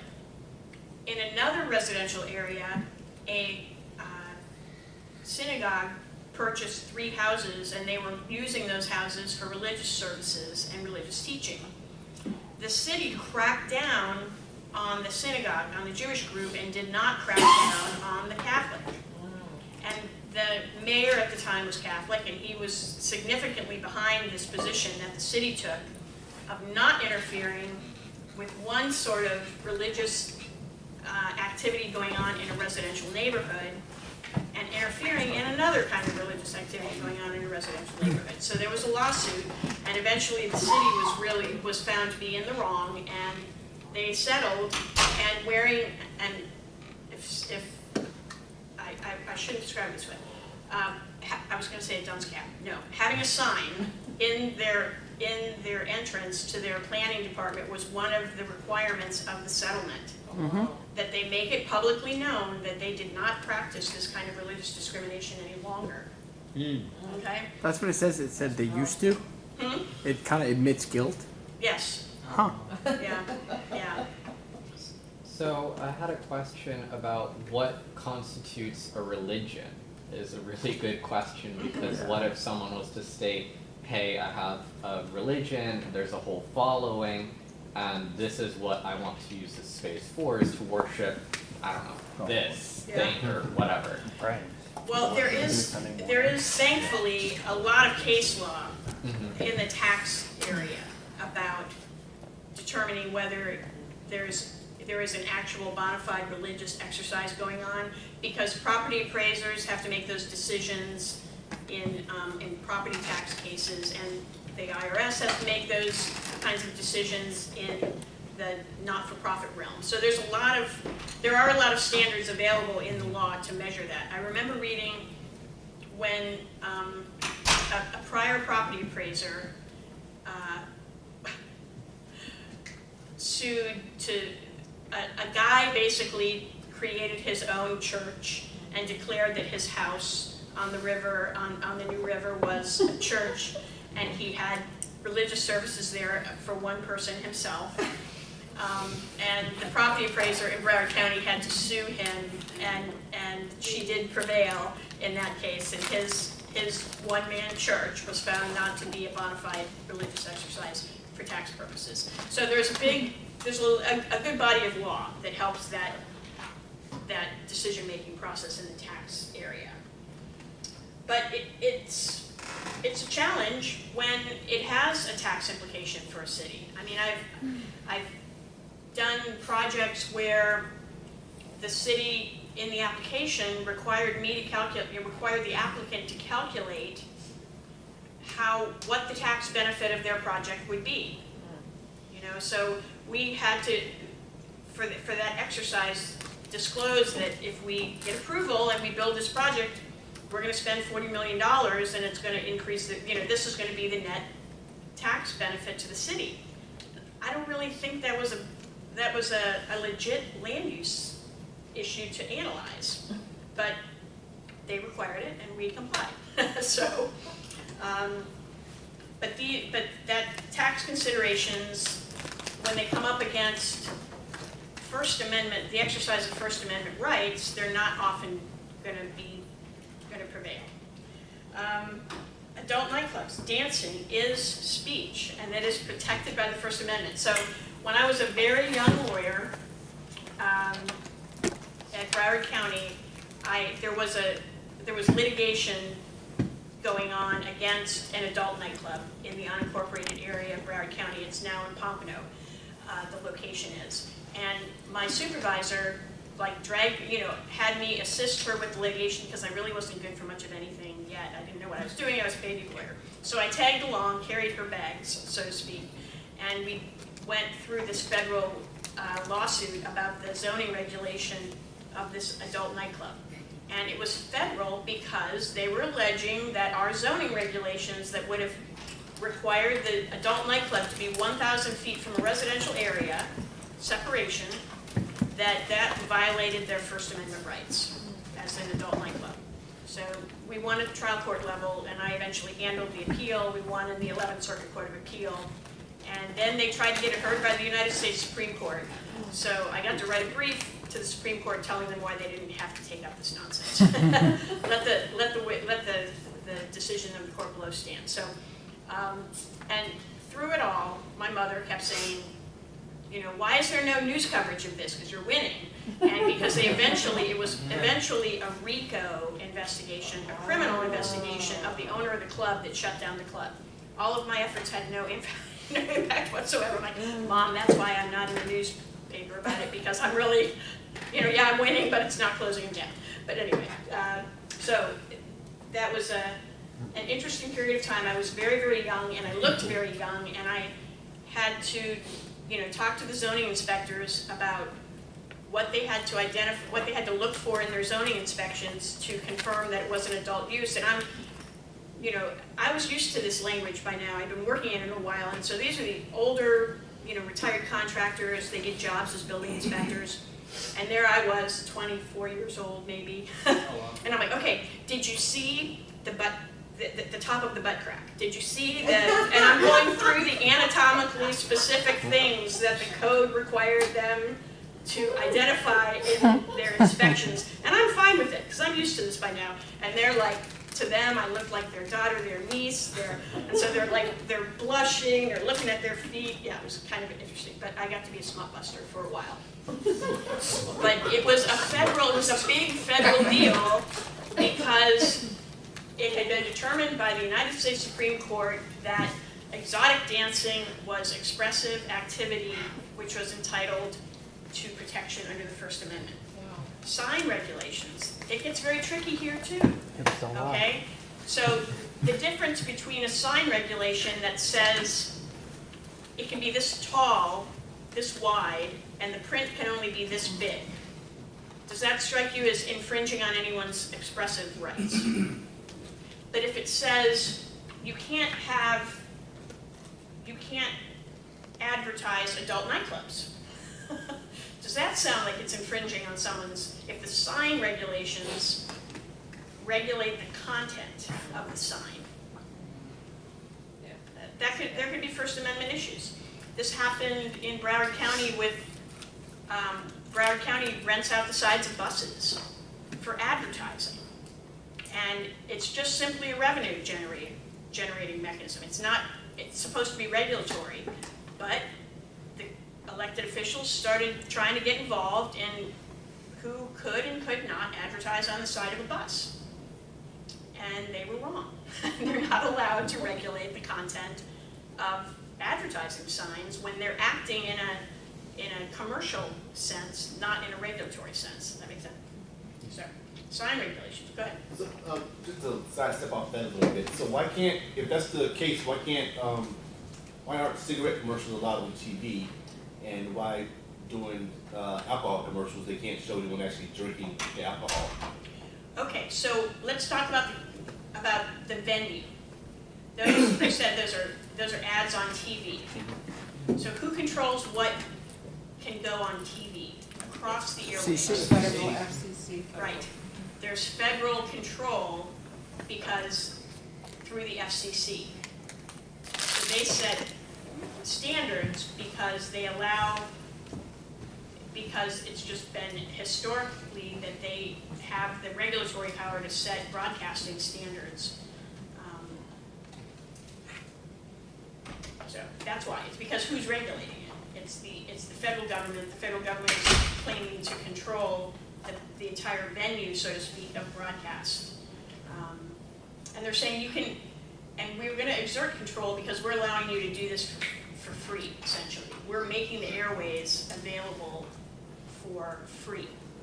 But in exchange for that, we're gonna have some control.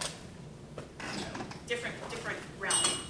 Now, with some of the sign regulations, that's not talking about like signs of businesses in a plaza, does it or no? I mean, cities all have sign regulations, yes, that would affect businesses in a plaza.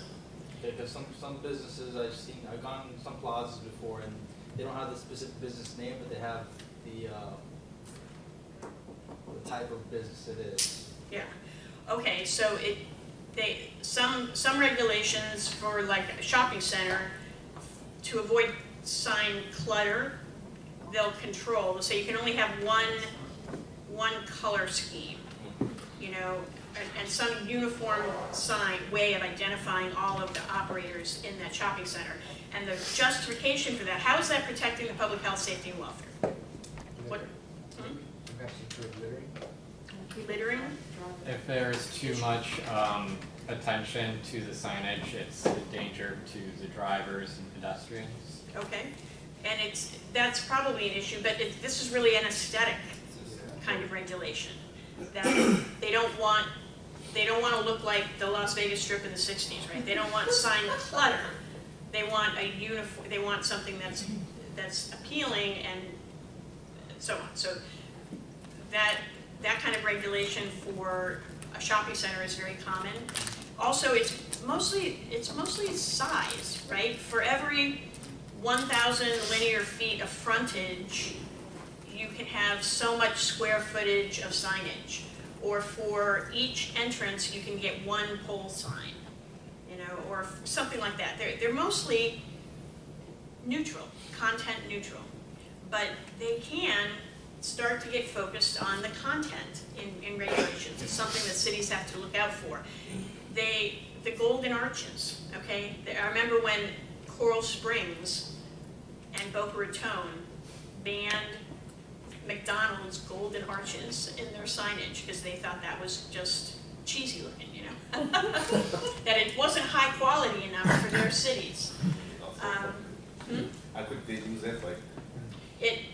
What you'll find is really small signs with golden arches in some of those cities. They don't have, they don't have the big giant signs that those kind of users would want. But sign regulations are, you know, are careful. A city may wish that they could prohibit, let's say they haven't prohibited billboards. Most of them adopt ordinances prohibiting billboards. But so there's billboards in residential areas and they're grandfathered in. And that's just a horrible thing to have in a residential area, right? The light, they're looming over somebody's backyard. So at least they say, well, can we get them to stop advertising things that would be bad for the community? Can we get them to stop advertising liquor? Because it would be harmful to this residential community to have this horrible billboard filled with liquor ads? They can't really. They can't. That would be a content regulation that would be probably invalid under the First Amendment. In Coral Gables, the city doesn't allow me to put, whenever I have an apartment for rent, the signs have to be stupidly small, like this big. And I mean, so but the thing is that none of the people that are trying to rent them, they can't see it in the street. Like you have to literally walk up to the sign and read it like a book because it's too small. Wouldn't if the sign's too small or if the city's regulating the sign to be a certain size and you can't see it from a street or you can't see it from across the street or from wherever you're standing, wouldn't that be kind of infringing upon the rights? What rights? Rights of me to display a for rent sign. It's visible with the naked eye. Who says you have the right to do that? I don't know, I'm just asking you. Yeah, I think that's a political issue. You've got to convince the elected officials that their sign regulations are so restrictive that it's causing properties to remain vacant and fall into disrepair and lose their, you know, and it's harming the neighborhood in some way. You've got to convince them on the policy. I don't think that's going to be a legal issue for you. You have to convince them it's a bad policy to restrict signs so much. All right. So we talked a little bit about equitable estoppel. Remember, a vested right. So cities can change their mind unless you have a vested right or they're bound by equitable estoppel. These two concepts are like two sides of the same coin. On one side, a property owner could have a vested right to do something. The flip side of that coin is if the facts exist, then the local government could be prohibited from denying that vested right. They're two sides of the same set of facts, from the property owner's side and from the local government side. A property owner is said to have vested rights if those facts exist. The local government would be said to be equitably stopped from interfering with the vested right. So a property owner expends substantial sums and changes its position in reasonable reliance upon actions of the government, such that it would not be equitable to allow the government to change its mind. That creates a vested right. So there's a lot of elements to that. Substantial sums. We don't know how much that means in any given context. Does it mean you put $500 down as, first and last month rent? Does it mean that you spent millions of dollars to buy a property? Somewhere in between there is substantial sums. It's in the context of the right that you're claiming to have and the interest the city is claiming to have. We don't know how much that means, what that number is. And changes its position in reasonable reliance. So, what's reasonable? Is it reasonable to call and talk to the receptionist and be told that the zoning permits, a drive-through restaurant there? Is that, and you don't know who the person is that you spoke to, you don't know what their position is, you don't know what authority they have to make those statements? Is it reasonable to rely on that person? What about a meeting with the mayor? Great. We think this would be a great project. We'll rezone it. We'll help you any way we can. The mayor, when there's actually 7 people on the commission who would have to make those decisions, is it reasonable to rely on the mayor? No, it's not reasonable. It's not reasonable to rely on much of anything, any individual comment. So, what if you make a request for a zoning confirmation letter, and the city planning department responds and gives you a letter that tells you that what the zoning is and that yes, the zoning permits whatever you ask the question about. Do you have a right to rely on that? It's a signed letter from the government, so yes. Actually, most of them say now that you don't have a right to rely on them. They say it in the letter. It's just informational. They could be wrong, and if they're wrong, oops. By the time your building permit gets there, they figured out that they decided it wrong. How could you ever really be sure? It's really hard. It is. All of these facts, all of these criteria have moving facts. And you really only know when you win the lawsuit. But, a lot of cities will have a procedure that allows you to make a claim for a vested right, and they send you to a magistrate, who's a lawyer who's hired to decide it, and you present all of your facts, and the city presents all of its facts, and the magistrate will make a decision, and if you don't like that decision, then you can go to court. Many cities have vested rights procedures now like that. So let's say you go for a rezoning, and they say, yeah, we'll grant you this rezoning, but these are the things that we want done for you to get this rezoning. Mm-hmm. And then you do those things, and then they say, well, no, we're not going to, that would be what you're talking about, we're not going to change the zoning. We disagree with your use now. Maybe, yeah, that might, it could be something like, because it really does usually have to involve a lot of money. So, so if the things that you did in the expectation of getting the rezoning approved were substantial sums, or you changed your position in reliance. So maybe you spent a lot of money to do the things that the city said would generate their support for the rezoning, and you change your position. So you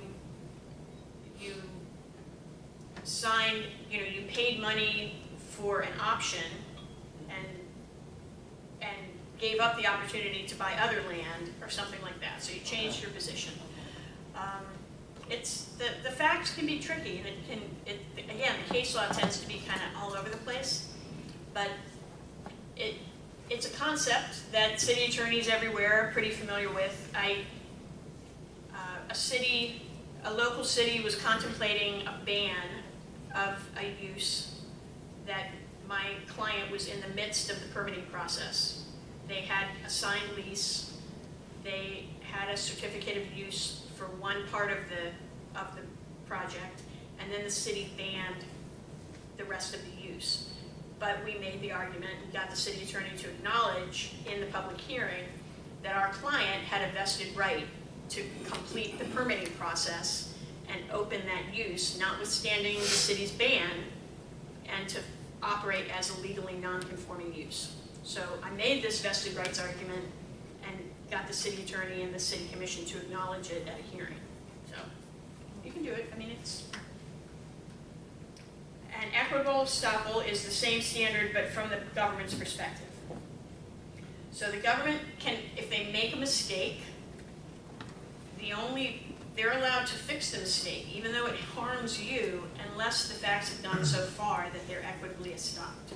If they support the use, but then there's an election, and now a majority of the city commission doesn't support the use anymore, they're allowed to change their mind, unless the facts have gone so far that they are equitably estopped from changing their mind. Zoning verification letters do not give rise to equitable estoppel or a vested right.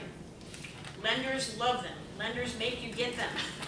And I always shake my head why a lender is so in love with a zoning confirmation letter, because it doesn't really mean much. They all want them, so you have to get them. And remember, we talked about eminent domain. So it's the power of government to force a sale of the property that's needed for a public purpose. Does it strike you as just wrong that the government can purchase your property against your wishes? No? You do? Yeah, It's I mean, kind of just offensive. If you have this, land that's been in your family for 200 years, it might not matter if that's not the case, but something like that might bother you a little bit. Yeah. Well, in the case of New London, that was definitely not the right way to go about it. That was the redevelopment, where they... Keto versus New London, yeah. What's it called again? Keto versus New London. That was the name. We talked about it once before, and I couldn't remember the name of the case. It's Keto. Yeah.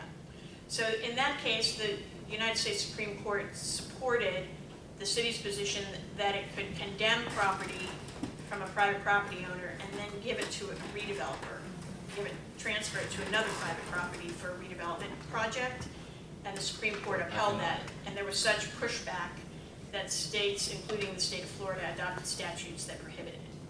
There was such an outcry about it.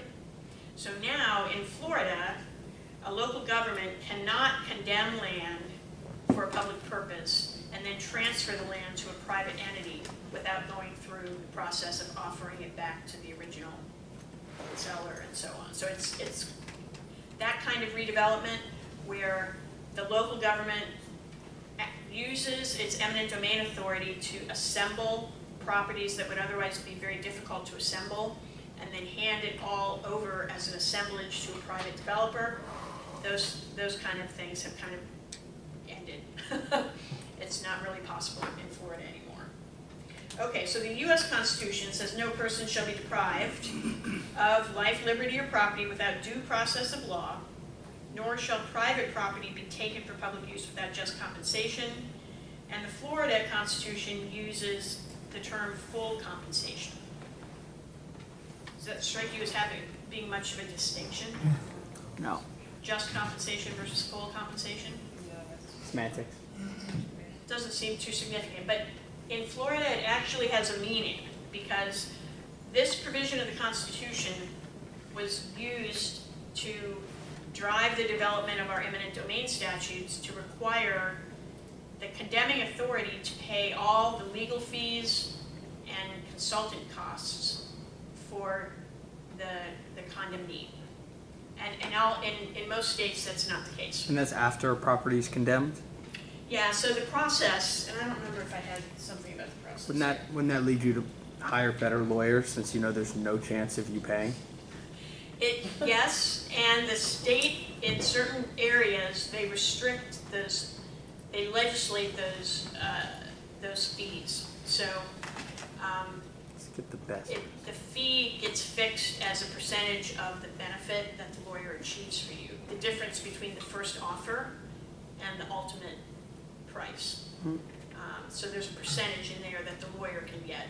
So it's getting harder to get an eminent domain lawyer to represent you in a small matter because the fee calculation is pretty small.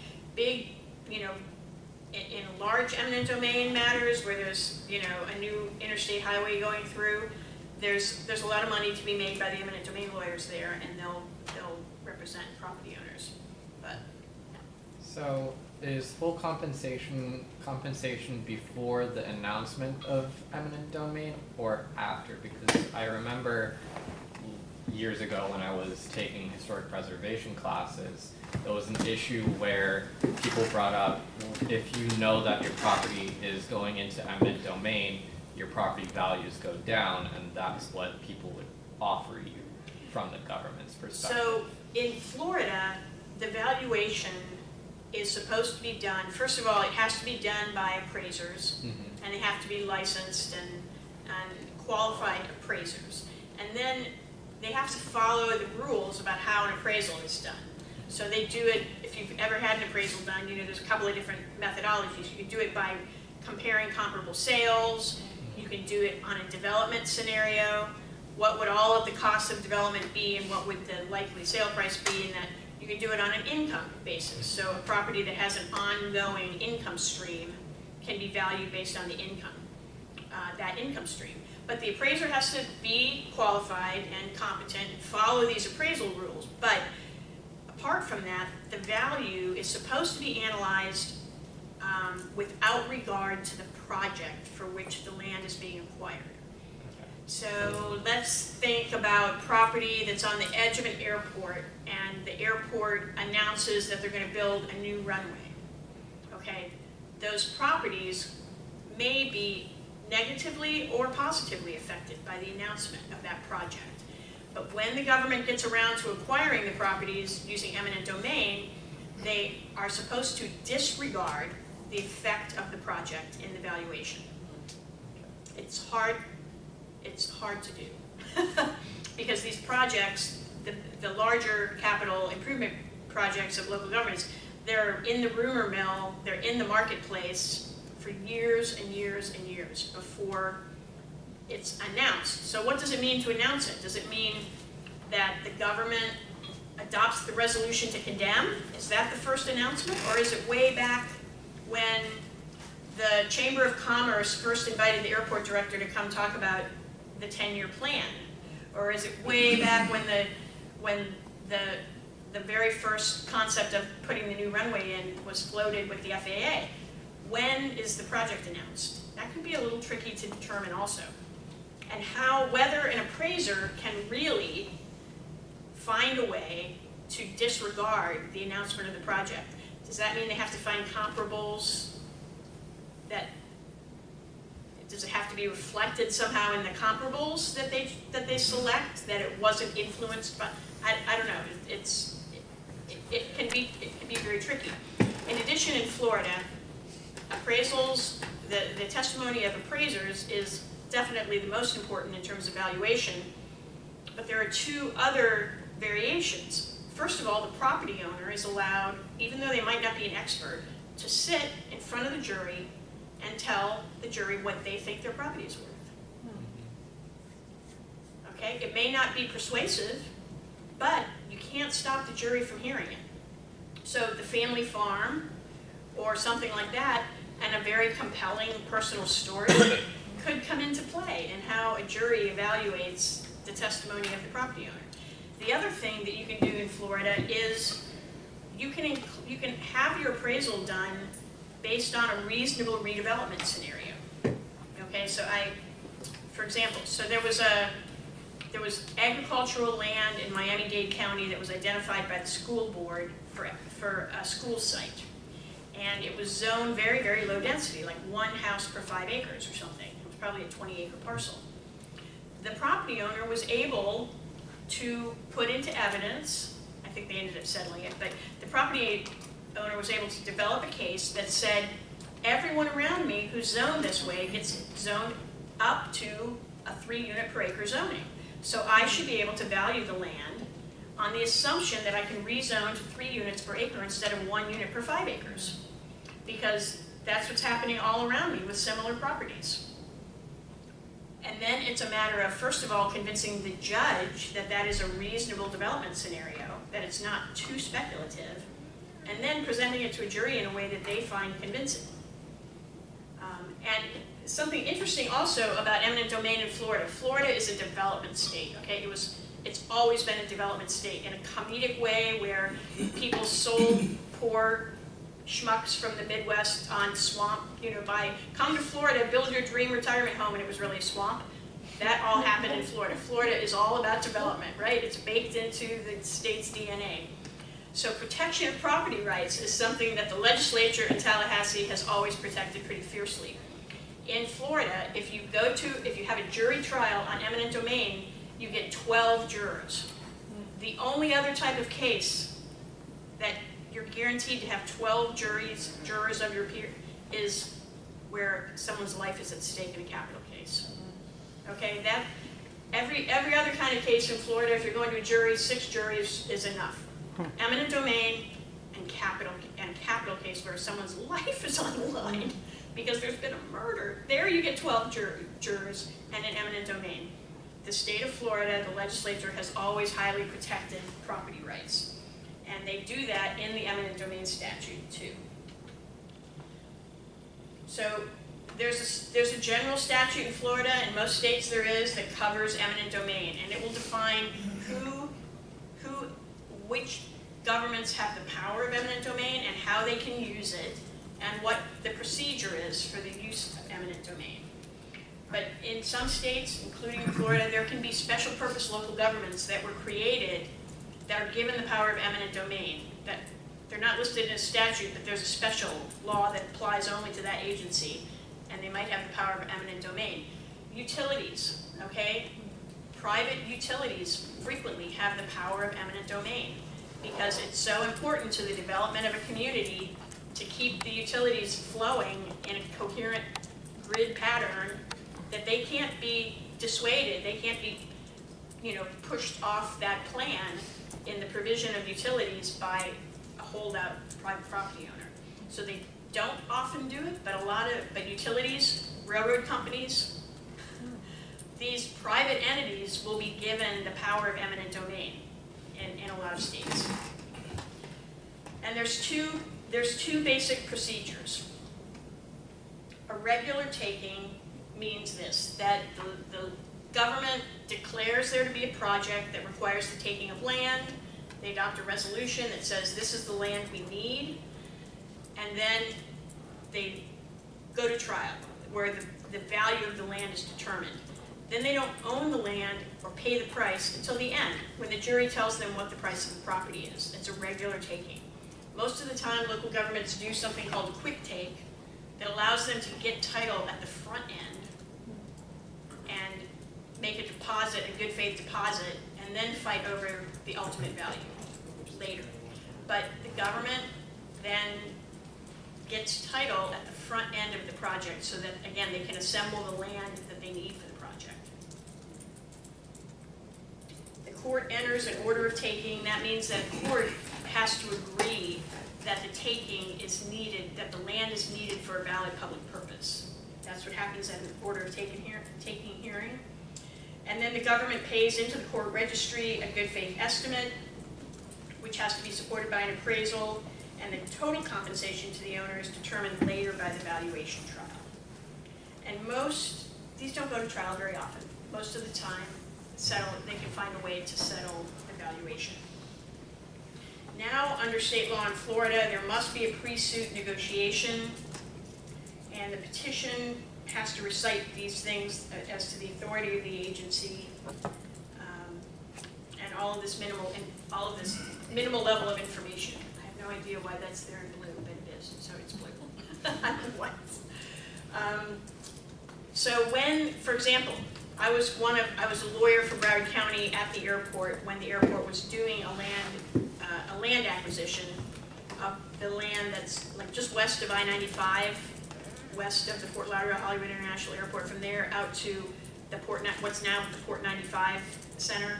So the county bought a lot of land there. It was a mixture of buying land to create runway protection zones and buying land to eliminate residential uses that were in a very noisy area.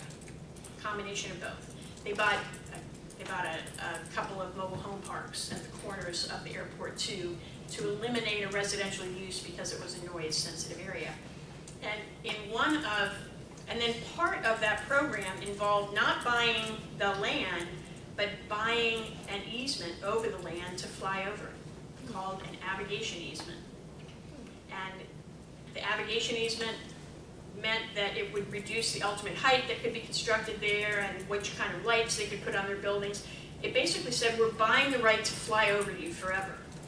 And the first judge that was asked to issue an order of taking denied it and said, I actually think it wasn't the avigation easement, it was the taking of residential land for noise purposes. He said, that's just not a good enough public purpose to eliminate the residential use from the land. So that was appealed and he eventually was reversed. But it was just kind of interesting to see how the judges reacted to these attempts by the airport to expand when the neighborhood around the airport and the adjacent city, the city of Dania Beach, was opposing the airport expansion. So they were opposing the eminent domain cases, they were doing everything they could to prevent the airport from expanding because they thought because noise was having a negative impact on their city. So all that policy kind of came into the court. And then I did an interesting tale on that whole, we had outside counsel that did most of this litigation, and then they went away and they left me. They left me with these little strips of land that hadn't been condemned. They've been excluded in the legal description somehow, and I'm like, so I ended up having to go through like a cleanup eminent domain to get title to these little strips of land that were in the middle. I'm like, why, you guys? Why? You got paid outside counsel fees, and now you left me with this mess. It was kind of a title mess for a while, but it was interesting. I learned something from it. And the elimination of a residential use because of noise sensitivity was a big debate. Should the airport be able to buy its way out of being this noisy neighbor by just condemning people and wiping them out and making them move? I mean, there were some interesting characters who lived in this area. People who had 30 cats, people who liked to repair their truck in their front yard, and if they moved to Weston, nobody was going to let them repair their truck in their front yard, that kind of thing. It was an interesting time of meeting all these property owners. There was a guy who owned an industrial facility that the airport had to condemn because of a runway protection zone. His industrial facility kind of like landed right in the middle of the runway protection zone that we needed. And he fought us at every turn. And after the condemnation was over, they started having, he didn't want to leave his property for a long time. They gave him a lease to stay in his property for a while. And during the period that he was a tenant, pilots started complaining about lasers. Seriously, and I'm like, I think it's him. I think That's he's a felony. just, he was so angry and so disgruntled by the whole thing that someone in that area started shooting lasers at incoming flights at the pilots. Yeah. Crazy. That's so okay, so eminent domain stories. So we've really, I know it's like getting sleepy this afternoon and everything, but we've hit on on adult nightclubs, and we've hit on crazy neighbors at airports, you know, I'm trying to keep it interesting. All right, so this is the property for, this is the process involved in eminent domain. And in this process, again, the government, at least in Florida and in some other states, pays all of the expenses of the litigation. And the theory is that if a property owner is going to get $100,000, and because that's what their property is worth, but they've got to pay their lawyer, and they've got to pay the planner, and they've got to pay their appraiser, then they're not getting full compensation. So that's the theory. The full compensation term in the Florida Constitution is what gives rise to that cost shifting provision in the statute. When they evaluate their property, do they have to take, or do they take into account the increase or the reduction in value based off of their project? No, they're supposed to omit any consideration of the announcement of the project in either increase or decrease. So you look at historic values or something Well, like they've that? got to find comparables that meet the standards for comparables, Yeah. you know, one way or another, unaffected by the announcement of the project. Just has the government ever been in a situation where they want the land, right? But they don't want to go through it. I mean, they don't want to have to go through the litigation and the complaining of the owner. Can you just double down the offer and just say, I'll pay you double for this property, and then no issues. Like, okay, just shut up and that's it. Leave. I mean, the That'd be easier. local governments have the power to acquire land for public purposes. The thing is that they can't, if it's not supported by an appraisal, and let's say some reasonable markup above an appraiser in order to, you know, avoid the lengthy cost, the time and the cost of litigation, they can pay a premium above an appraised value to some extent in order to foreclose all of that stuff. Yeah. They can. Double? No, generally No, not. but does it have They have to find a way to get an appraiser to support that. And, I mean, are any people here actually appraisers, before I say this? So, the certification for an appraiser is MAI, and I don't remember what it stands for, because most people say it means made as instructed. So, it doesn't, it means something, certification of an appraiser. The master, it's something, appraisal institute.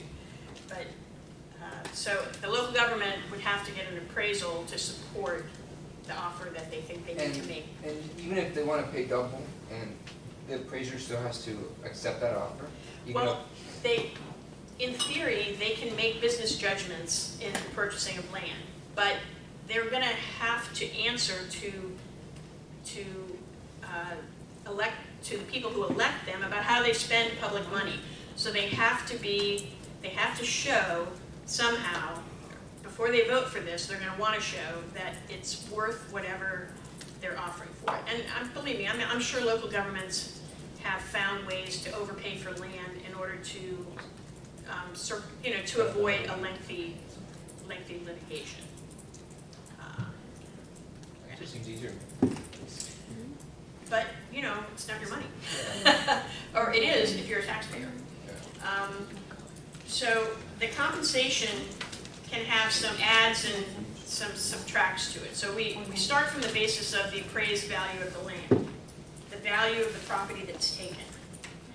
But if less than the entire parcel is actually being taken, there could be damages to the remainder caused by the taking. And those are called severance damages, and those are recoverable also. So how would this happen? So if you've got a restaurant on a 4-lane divided road, and the county decides to expand it to a 6-lane, so they're going to have to take the front row of your parking for road. Not the whole parcel. They don't want the whole parcel. They don't want your restaurant. They only want a 12-foot strip at the front so that they can expand the road. So how would this play in? So the value, you have to figure out the value of what they're taking. But you also have to have an appraiser figure out how much you're damaging the parent tract, the remaining restaurant parcel, by the loss of the taking. Does that make kind of sense? Does that create zoning issues as well? Yeah, I was thinking. Parking. It can, yes, if the loss of the strip parking renders your site non-conforming, that's part of the damages that's part of the severance damages to the parent, what would be called the parent You tribe. have to figure out how to reconcile that. Yes, so sometimes, it can get convoluted. So the government says, let's say, FDOT says we need 12 feet to add a lane. And the restaurant says, you're taking my parking, so you're damaging the value of the land that you're leaving me. And FDOT says, let's see if we can improve that. Let us go try to get a variance for you so that it's not legally non-conforming anymore. I can mitigate, the condemning authority, I can go mitigate for this for you by getting some sort of development approval. But even if they get a variance, isn't it still damage? I mean, it's still lost parking. That's the It next, still that's damages the the next value, turn right? of the screw. Then the property owner says, I don't care if you get me a variance, I can't afford to lose the parking. I'm gonna lose customers, and the value of my ongoing business is gonna be. So that's the back and forth. So if the government takes less than the whole parcel, then you trigger this severance damage analysis. The government is allowed to try to mitigate the effect of the partial taking, but you still have to talk about what the damage will be to the ongoing value of the business and the property. So it's back and forth. It goes roundy round like that. Business and property. If you own both, you'll lose your revenue. In this case, you lose revenue potentially, and the value of the building would go down because it's a legal non-conforming variance. Is that right? Legal non-conforming It becomes a legally non-conforming property. property. Okay. Yes. So it could be. So the severance damages would try to calculate the damage to the real property itself. And then there's business damages that are recoverable for damages to the value of the ongoing business. And I imagine that's hard to quantify. It is, Well, it can be. If you own the property, but you didn't own the business, say you were leasing the business and then they came in and did that, no one would lease from you, possibly. You need to, so this is why you need a lawyer to do your lease. Because your lease should address what happens in the event of condemnation. Who gets what? You know? And if when a lease doesn't address that, then there's a lot of uncertainty for you as a landowner. Are you entitled to keep the entire damage award? Or do you only keep the damage award for severance damages to the real property, and the business, because they're a tenant, should go get damages to their ongoing business? You can address all that in your lease if you have the foresight to do it. But like in the law, does a tenant have the rights to any eminent domain compensatory damages? Maybe. They do, unless the lease says otherwise. Huh. So cover it in your lease. Say, it all comes to me, I'm the landowner, and I'll give you what I want. Or I'll let you terminate your lease, or whatever. It's a commercial term in a lease that you should confront in the lease itself. And costs. So there's also another kind of compensation called reestablishment. So if an ongoing business actually is required to move to a different location, they can get, new stationery, it's like all of the costs associated with reestablishing in a new location, which is a pretty small amount in the great scheme of things. And the government has to pay the owner's attorney's fees, litigation costs, and appraisal and other expert fees. So value, this is what we were talking about a little bit. Value is established by an appraisal and the testimony of the appraiser, but also a property owner. Fair market value can be determined by comparable sales or income stream or a development scenario. You can make this claim that you would be entitled to a zoning change or a development approval that would increase the value as long as it is not too speculative. And the valuation should exclude the effects of the project for which the property is being condemned. Now, you talked about why doesn't the government just offer twice what it's worth right off the bat and get the whole thing over with and nobody fights. One of the things that government has been known to do is engage in pre-condemnation blight. this they are not supposed to do, but they do it all the time. They do things to the land use and zoning regulations that surround the property that have the effect of devaluing it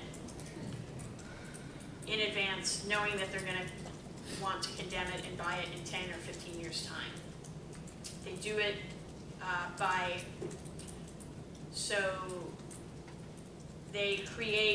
they close a bunch of driveways. You know, they put up curb and gutter so it's hard to access the businesses. They reroute route. They can close streets for different reasons. So they do things that make the businesses less successful. I'm not saying a lot of governments really do this, but they can, and they have been known to engage in pre-condemnation blight. And then you can fight that, can you? Like if you find out that, oh, 15 years ago they did this, and this around my property, just happens to be. You can, but it's kind of amorphous. It's a little bit hard to, because they'll always have an explanation for why they did what they did. All right, and there may not be any coherent grand scheme behind it. It's just government does stupid things in sequence over years and years and years, and not. So it's hard. It can be a hard thing to prove, but in theory, they can be liable for pre-condemnation blight if they do that. It's probably have to in the regulatory taking realm. So it could be something like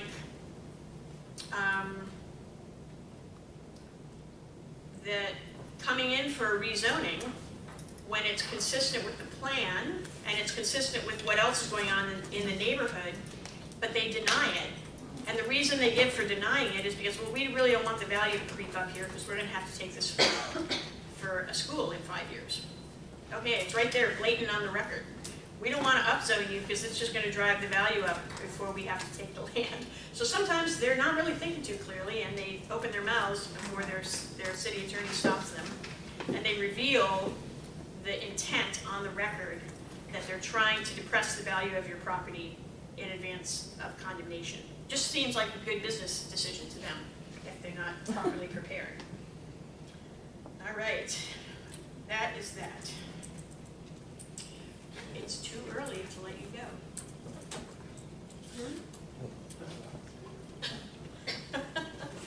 All right, questions. Questions about anything we've covered.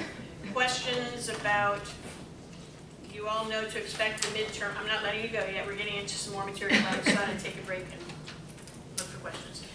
Do you have questions that are coming up in the preparation of your case studies that you want to go through, ask, anything? How long do you want the presentations to actually be? Like 10 minutes? Around 10, yeah. Yeah, 10, 15. Everybody participate, or try to get everybody to participate in the presentation. Handoff, one section to another. And that's the last 2 weeks for presenting, or? When did I? 2 weeks. No, Same thing. We talked about what's on the syllabus is to start the presentations. It's here somewhere. On the 15th. So on the 22nd, then who's going to be gone? You're gone when? The second to last week. The 15th. That's the 15th? Yeah, 15th. So you guys will have to do yours on the last class, the 22nd. Anybody else who's going to be gone on the 15th? Good job, Kyle. You can't all suddenly now decide to be gone on the 15th. No, yeah, he knew. So we'll do as much as we can on the 15th, and then roll over on the 22nd. Also on the 22nd, we're gonna do an in-class exercise. I'm gonna give you a development problem, and you're gonna adopt the roles of the developer, the city planner, elected officials, and neighborhood opposition to argue about that development scenario. And you're going to be rotating, so you're going to have to adopt the point of view of each of those people in the development process. So play acting. So bring picket signs, yeah, yellow, no development shirts, whatever. You don't have to, but that's the idea, is put your drama faces on, you know, and really play, you're gonna play the parts of these different roles in the development process.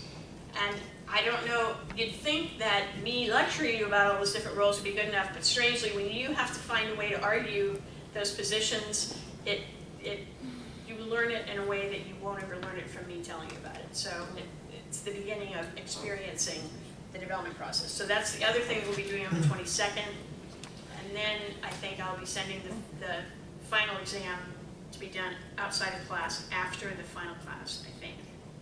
I think I have time to get grades in after that. Okay. All right, no questions. Let me go to the next set of slides. Give me a second.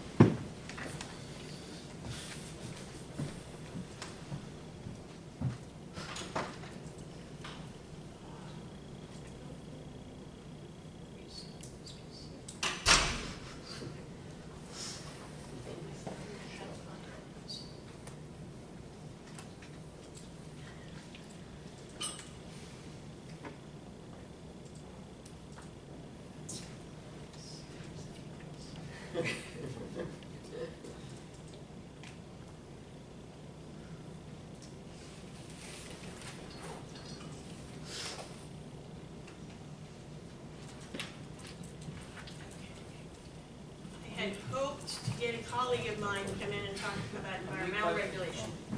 How many questions in the midterm? 21. What did I say? Format? Word? 20, a combination of true and false, and short answer, and multiple choice, and 1 essay. You'll have a choice of 3 topics to choose from to do your essay. Okay. And you'll have a lot of time to do it.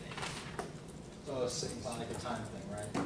It's not like a time assessment? No, I'm For the gonna, I've always midterm. given it where you have 24 hours to turn it around, but I'm giving you a week. Okay.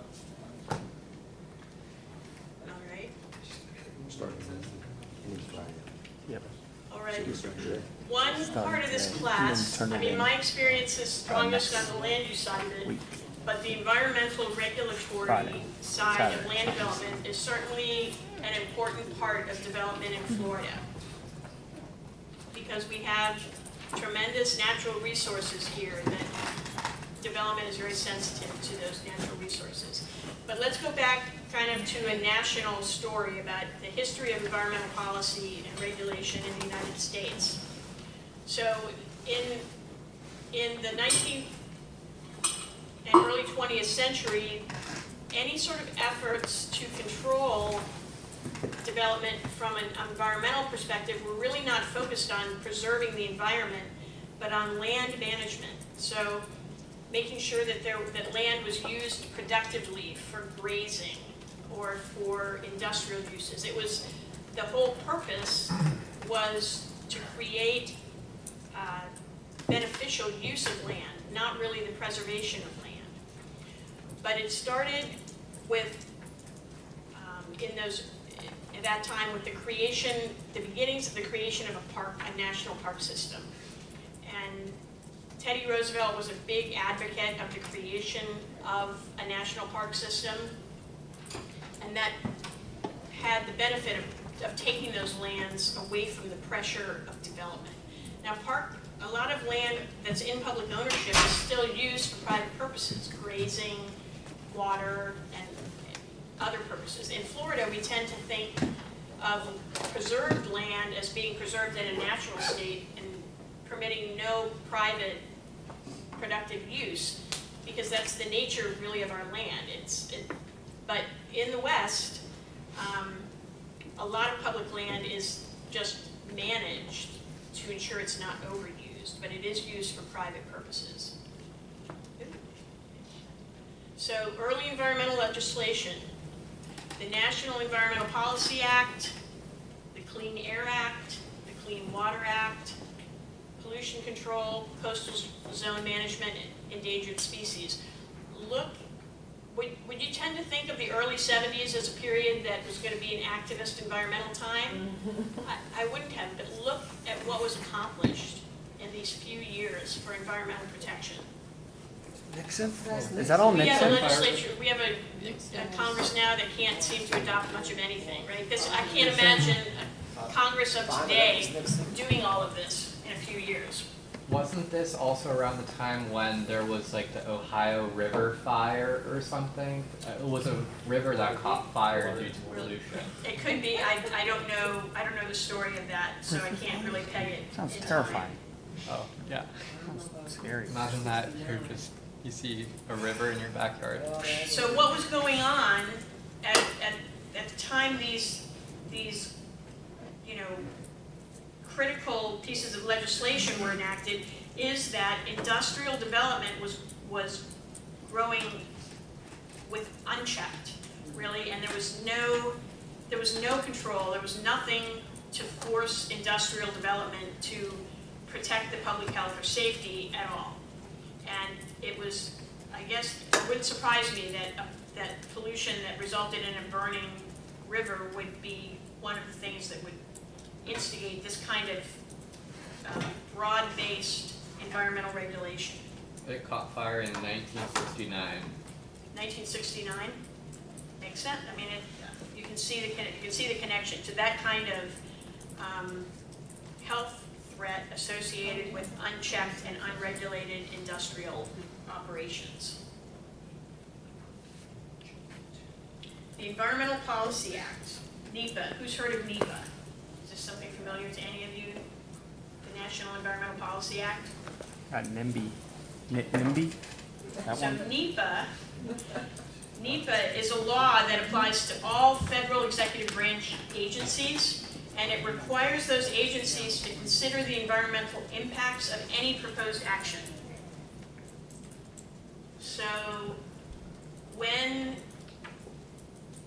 back to the airport context, because I have experience there, the Broward County owns the airport. They wanted to expand the runway. They own the airport, but they had to do an environmental study under NEPA because the FAA would have to approve the plan to expand the runway. So the FAA is a federal executive branch agency under the United States Department of Transportation. They're the ones who had to approve the airport